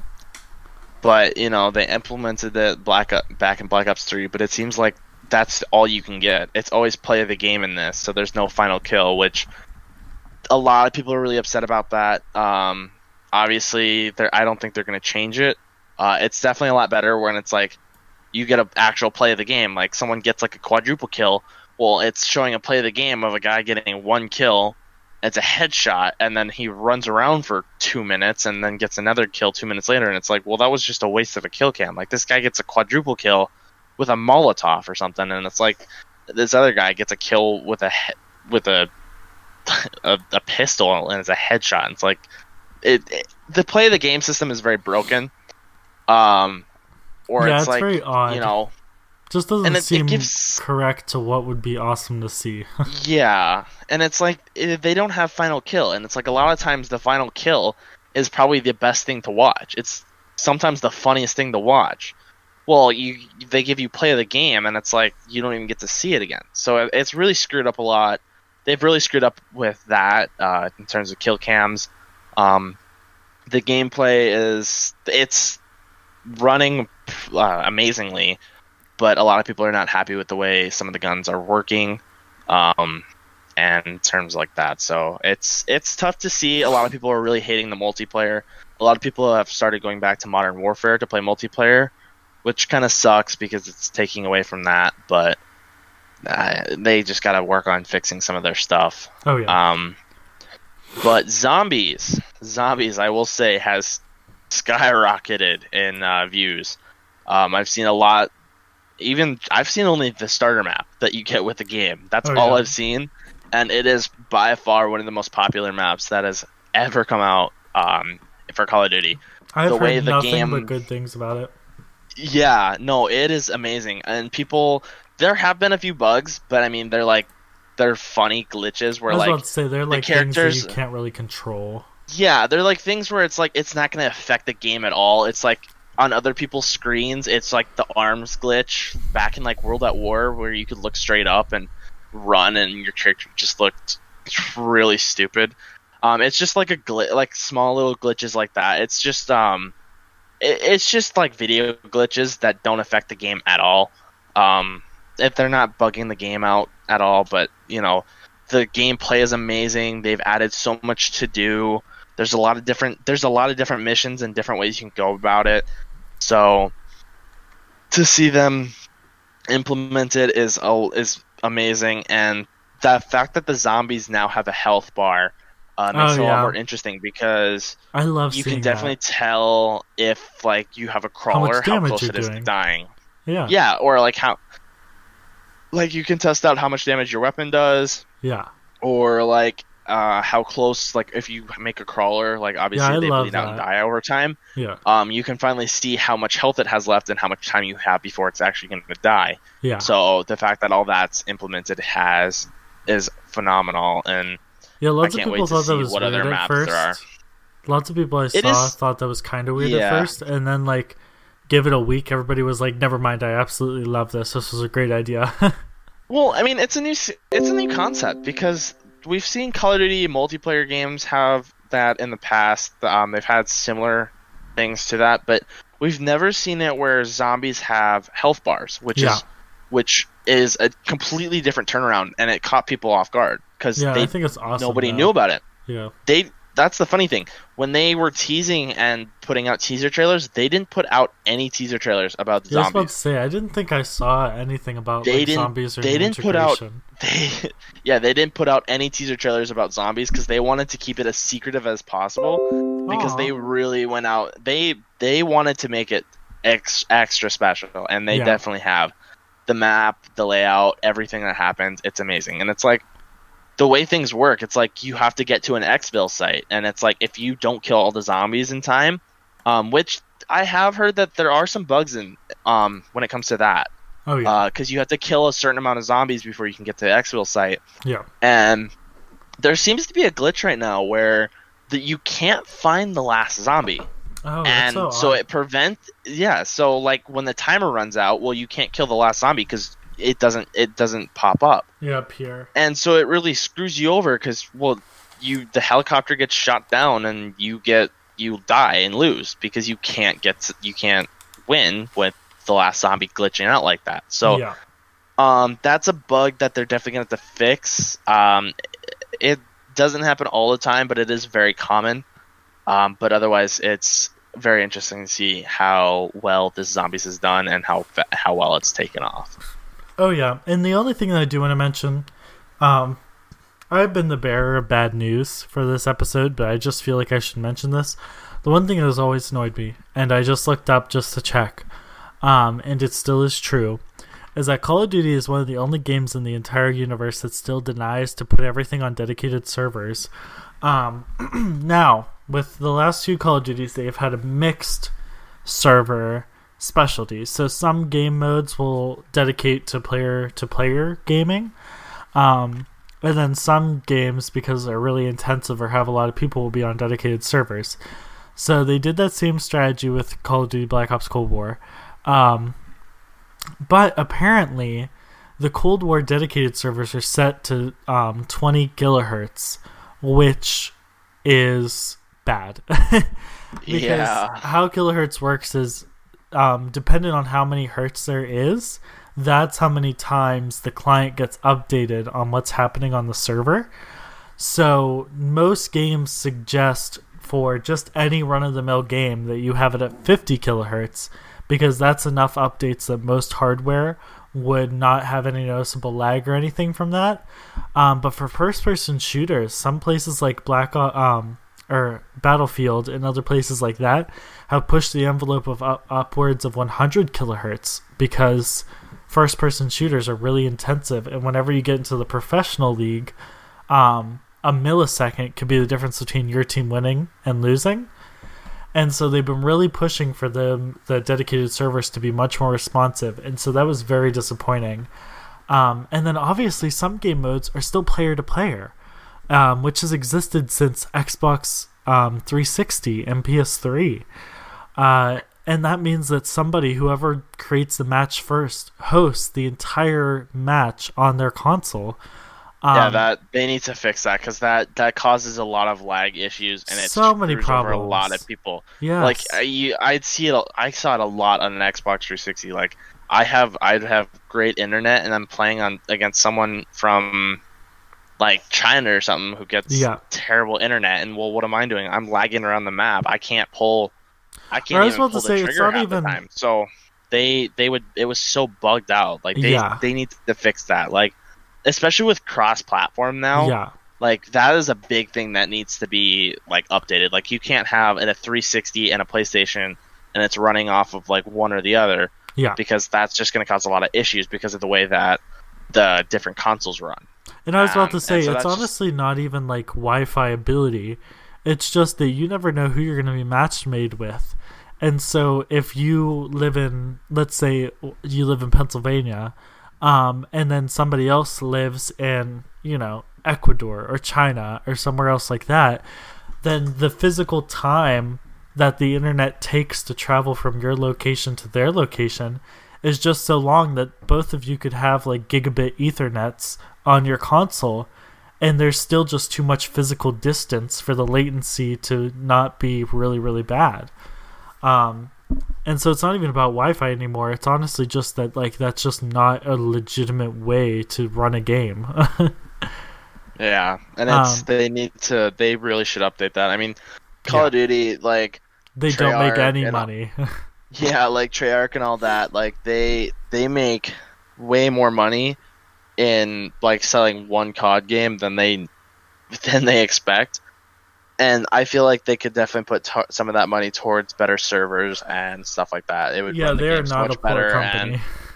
And I feel like if people had better servers and stuff like that, a lot more people would probably be playing the game more often, or like even paying for stuff in-game content, because it would make the game more enjoyable, because you actually get to enjoy the stuff that you're paying for because you actually get to use it, versus like you like nobody wants to pay for it if they're just going to lag around the map and not get to see their stuff. And that's my main point, is just that I love Call of Duty. I've always preferred Call of Duty over Battlefield. Even Titanfall, I've really fallen in love with Titanfall lately, but I still kind of like Call of Duty just slightly more than Titanfall.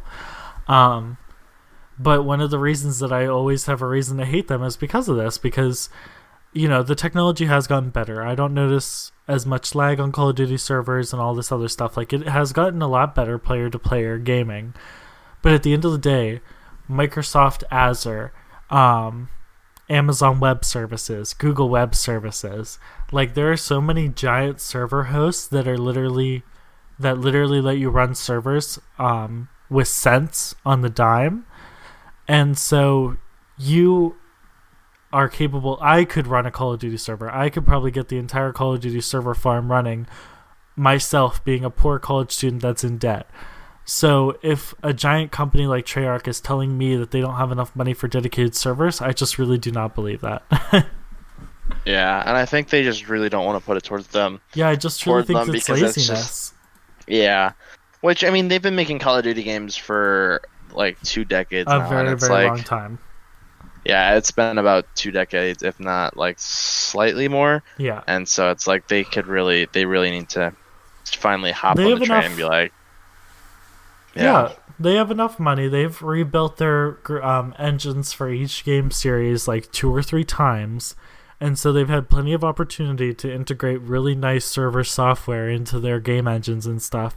And they've chosen every single time to not do it. And it's not expensive. The creators of Among Us, which is a team of 2, now 3, but originally when it was made, just a team of 2, were able to integrate dedicated servers and integrated technology into their game. And they don't make tons of money on Among Us. Among Us is $15 on Steam. That's the most money. And it's free on iOS. Yeah. It's free on iOS and a lot of and even Game Pass as well. They make some money off of Game Pass, but it's still not like unbelievable. And they're only making like $5 off a Switch, which, that's not a whole lot, but like it's free on iOS. And how many people play on iOS? Yeah. Like a lot of people play on iOS, and the most of their money that they're making is either coming from Steam, or some add-ons. Game Pass, Switch, or in-game content that people pay for, which is like $5 or something like that to get everything in game. Oh yeah. So they're like, it's just the way it is, and they need to fix stuff. Oh yeah. But like I said, maybe they'll get it in order eventually. Hopefully they get something. Yeah. Eventually it's going to get to the point where people are just not going to play it because they can't, because everyone's just, they can't play because of the way that Yeah. the game runs, and then they'll finally fix their ways of playing and put some money towards that stuff. I mean, if they did that, they could probably, like, if they really needed to make some of that money back, they could probably raise a few items in their shop by a few bucks, or add more stuff to the shop. Like, it's not that hard. Yeah, Fortnite's been doing it for how long now, and obviously Yeah, it's just like what, they are, 3 years, 4 years now. and they are extremely rich, so that's obviously not a bad business model. Yeah, and it's funny because it's a free game, and they're making money off a game that's completely free. Yeah, you are not required to buy a single thing in Fortnite to enjoy it. No, and like they're making a ton of money because, that's all it takes. You could make a completely free game. Like, there's a lot of games out there that are completely free. I mean, like, I play like mobile games like Clash of Clans, Clash Royale. I don't have to buy anything in that. It's completely free, and the creators of those games still make tons of money because of all the in-game content. Clash of Clans is hosted on dedicated servers. Yeah, right. There's another one that's they're totally dedicated servers, and they're a mobile game. Yeah. So it's just disappointing. But hopefully the next COD, or maybe halfway through this COD's lifespan, they'll rethink it. I did see they were already talking about the next Call of Duty. They were already starting to talk about teasers and stuff, which is ridiculous. Yeah, well, that's just what they do. I know. They need to take a break. They need to do a COD like every other year, and then maybe we wouldn't have these problems. Yeah, but that's just the thing. Like, they do it every year, and now it's just like a demand for it. I feel like it's not, though, because most people still play a lot of the old CODs because they weren't done with them. Black Ops 2. They just sent an update through Black Ops 2. I think it was a year and a half ago, and they sent an update to update the servers and everything, and flushed out anybody who modded. So anybody who was using mods or hacks of some sort got banned, and they flushed all of those people out. Like, they sent an update through because Black Ops 2 came back for a little bit. Like, you didn't really see it, but it kind of came back for a little bit. Yeah. Which was kind of nice because it's like I like to go back and play all the zombies maps like that I bought and everything. Like, I love those maps. They were the best. And now 100%. It's just like I can't really do anything now. Oh yeah. But yeah, hopefully they'll get that in order. And obviously the stay at home isn't making it easier. But I think that they'll figure it out eventually. And if they don't, it's not like they don't have enough money to just take a hit on 2 or 3 games. So, like, they'll figure it out. I'm sad to say that it has to be like that, but it is. They just don't really fully care what they do, but they'll figure it out. And I think with that, it's like, so one of them, I feel like their most hated game that they came out with was Call of Duty Ghosts. Yeah, it's debatable. And it sucks because I enjoyed Aliens. I did too, and it was like everybody hated it, and it was like it's pretty much the exact same thing as zombies. I think it was one of the. No, I did hate the inverted controls though. It had inverted controls by default, and young Bryce never knew how to switch them, and it was so difficult for me. I don't remember inverted controls personally. Yeah, where you like to look up, you push your stick down, and to look down, you push your stick up. I don't so remember simple controls in that game, but it's so painful. I never remembered inverted controls, but that was just me. Yeah. But it was like everybody hated the multiplayer. The multiplayer did kind of suck. I will admit that. The maps were too big. Bad. Well, the maps were way too big for the game modes. And people would sit and camp in the stupidest corners where you can't ever kill them. One of the reasons, like, obviously that's every Call of Duty, but like that one, it was just beyond terrible for it. And that's another thing. That's one of the reasons that they limit the amount of players that can play online, is because player to player connections only support so many connections. So if they would just host them on dedicated servers, their design team wouldn't have to keep making smaller maps. Their design team could make the huge maps they want to and just have 50 players on those maps instead of 2. Yeah. That's another thing, but that's, like I said, they have to change to make that change. Yeah, and it sucks. I mean, Ghost was one of my favorites in terms of like older games. The multiplayer sucked. I will admit that. I never played a lot of that. I played Aliens. I liked it. It was pretty much just zombies. I don't know why people hated it. It was zombies, but you had more objectives to do. Like you had to survive rounds, which is what And there was a zombies little bit is. of a diverse selection of aliens as well. Like there were some of those like Yeah. stingers and stuff. Yeah, I mean, but it does add. But if you think about it, it's like you had the different kinds because, like in zombies, you have the different kinds of zombies. You have the regular, you have the juggernauts, you have some of the special abilities. Yeah. Like in Exo Zombies, you had the ones that knocked out your abilities. Yeah. You had the explosive ones. Like there's all the different zombies. It was just a little different with aliens. Like it was just a redesign. Yeah. And I don't understand why people hated that. It was just zombies, just redesigned a different way to kind of match the theme of the game. Oh yeah. Yeah, I agree. And it sucked. But I mean, and my favorite part of Ghost was the campaign. The graphics of the campaign and everything was laid out way ahead of its time. It was amazing. The graphics and were. I was never much of a campaign lady. I'm not gonna lie. I've never really gotten into the campaigns. I do enjoy all of them, but I would never buy a COD just for the campaign. But that's just how I am. Oh, I would buy see Ghost COD just as for the a campaign. first-person shooter. That's like why I buy it. Yeah, but I love the campaign. It was one of my favorite campaigns, and it sucked because they left you on a cliffhanger. Yeah. Like you got dragged away at the end Yeah. of it, and we never got a second one, so we don't know what happened.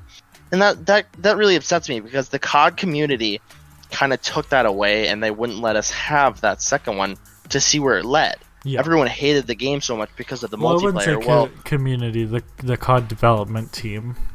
No, it was the community. The community has a big impact on what the game does. Oh, so because they didn't want another Ghost. Well, it was because of the multiplayer. Multiplayer is one of the top-rated things. Yeah. And no, but I mean, like, hated the community affected it because everybody hated Ghosts.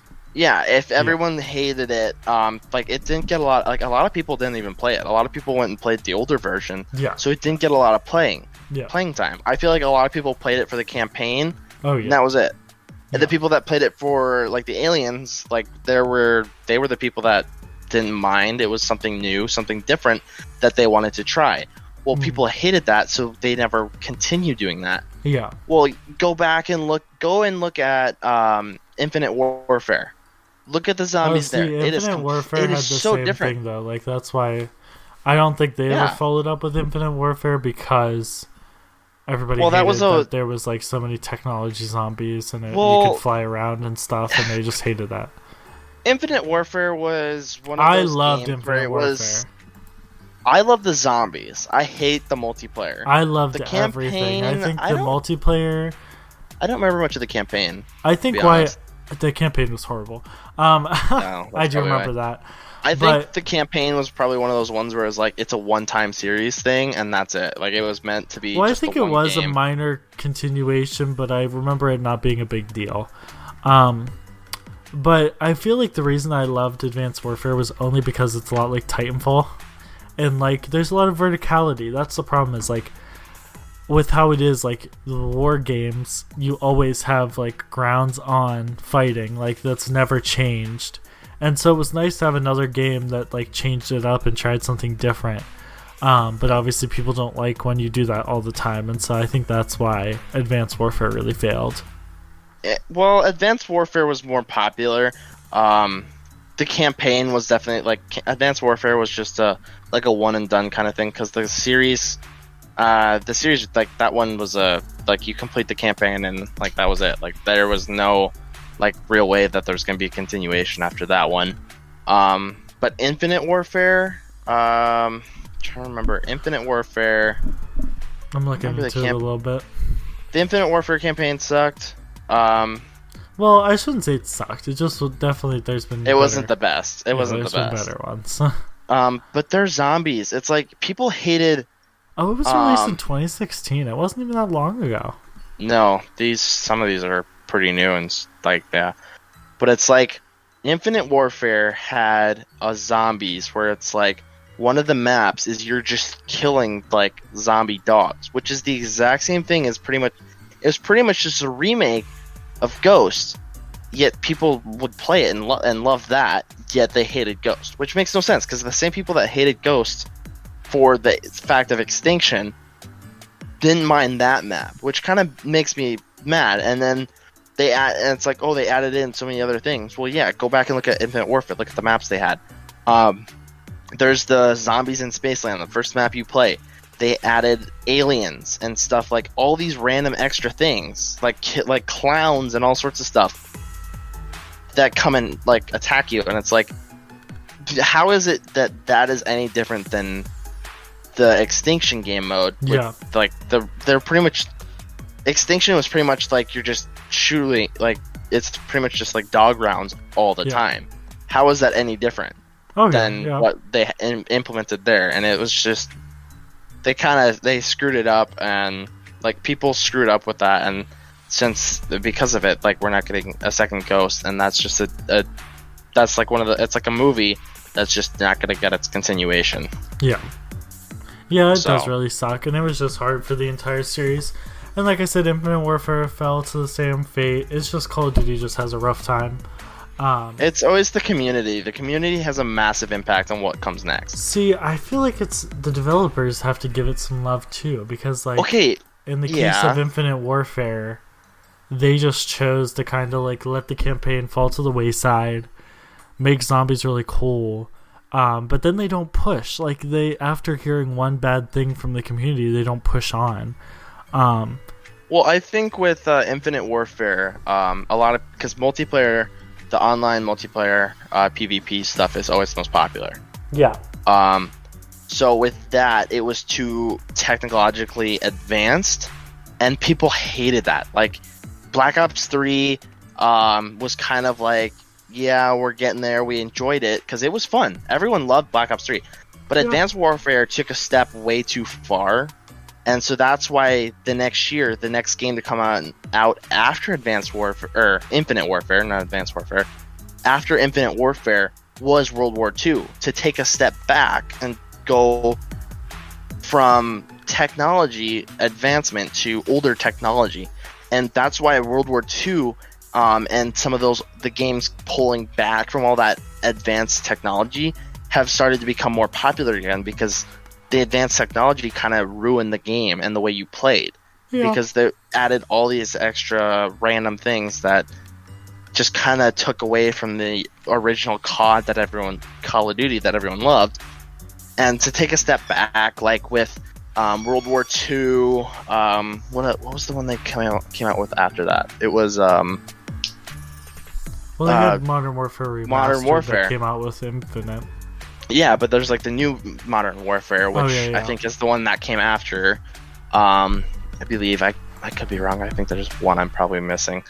And now there's Black Ops Cold War, where there's no technology, there's no like exo jumps and all that extra stuff, because people like that kind of took away from Call of Duty and the feel of it. So to kind of take a step back in what they're doing, people have really enjoyed it and enjoyed that. So Black Ops 4, that's the one I'm missing, because it went World War II and then Black Ops 4, but Black Ops 4 was kind of a letdown personally. It was okay. It could have been better. There was no campaign. It was I think that was its probably biggest weakness. Yeah, that was one of the things that kind of really took away from it. So, well, yeah. But it's the tough. new Call of Duty Cold War, a little trashy. Their history isn't great, but it's okay. It's still, it's only the first month though, so they have a lot of room to improve yet still too. So we'll see. Maybe they'll flip some stuff that we say. Yeah, we'll see. Or maybe they'll just be stuck in their old ways. Yeah, I guess we'll see what they do. Mm-hmm. But I'm excited. I'm excited either way, just to see where that goes and see if it flops or makes it. And hopefully that makes them think a little bit more about the next game. Yep. Well, I think that does wrap up all the news that we had, though, correct? I believe so. Okay. That should be, because otherwise the rest of the stuff would be just talking about stuff that we've already kind of talked about throughout today's episode. So yeah. So finally we just have a little. Yeah, I think that we covered a lot of stuff. Like I said, thank you all for listening to our first amazing podcast. Oh, it's a long one. Yes. We'll obviously have a lot more in the future. We have a lot more cleanup to do. I'll be doing a lot more audio stuff in the future and everything like that. But this was a nice icebreaker. It was a little bit of a longer-winded podcast, and I think this is our kind of goal, is to have a little bit of a longer-winded podcast, but try not to make it unbearable. I think this one was probably a little unbearable, to be honest. It was fine. I did kind of ramble on about some things, but I mean, I have my own opinions, and it's like I'm taking after games that I've loved forever. GTA, I've always loved. Call of Duty, I grew up playing Call of Duty. It's been my favorite game forever. Oh yeah. Regardless of whatever one it is, I've always grown up playing it, so it's always cut deep for me. So yeah. I have a lot to say about it. Oh yeah.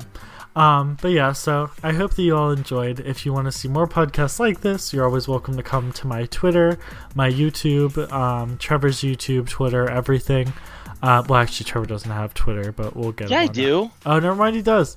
Yeah, I do. But you're welcome to visit any of those social media or whatever. Reach out to us and talk to us about the podcast. Oh my gosh.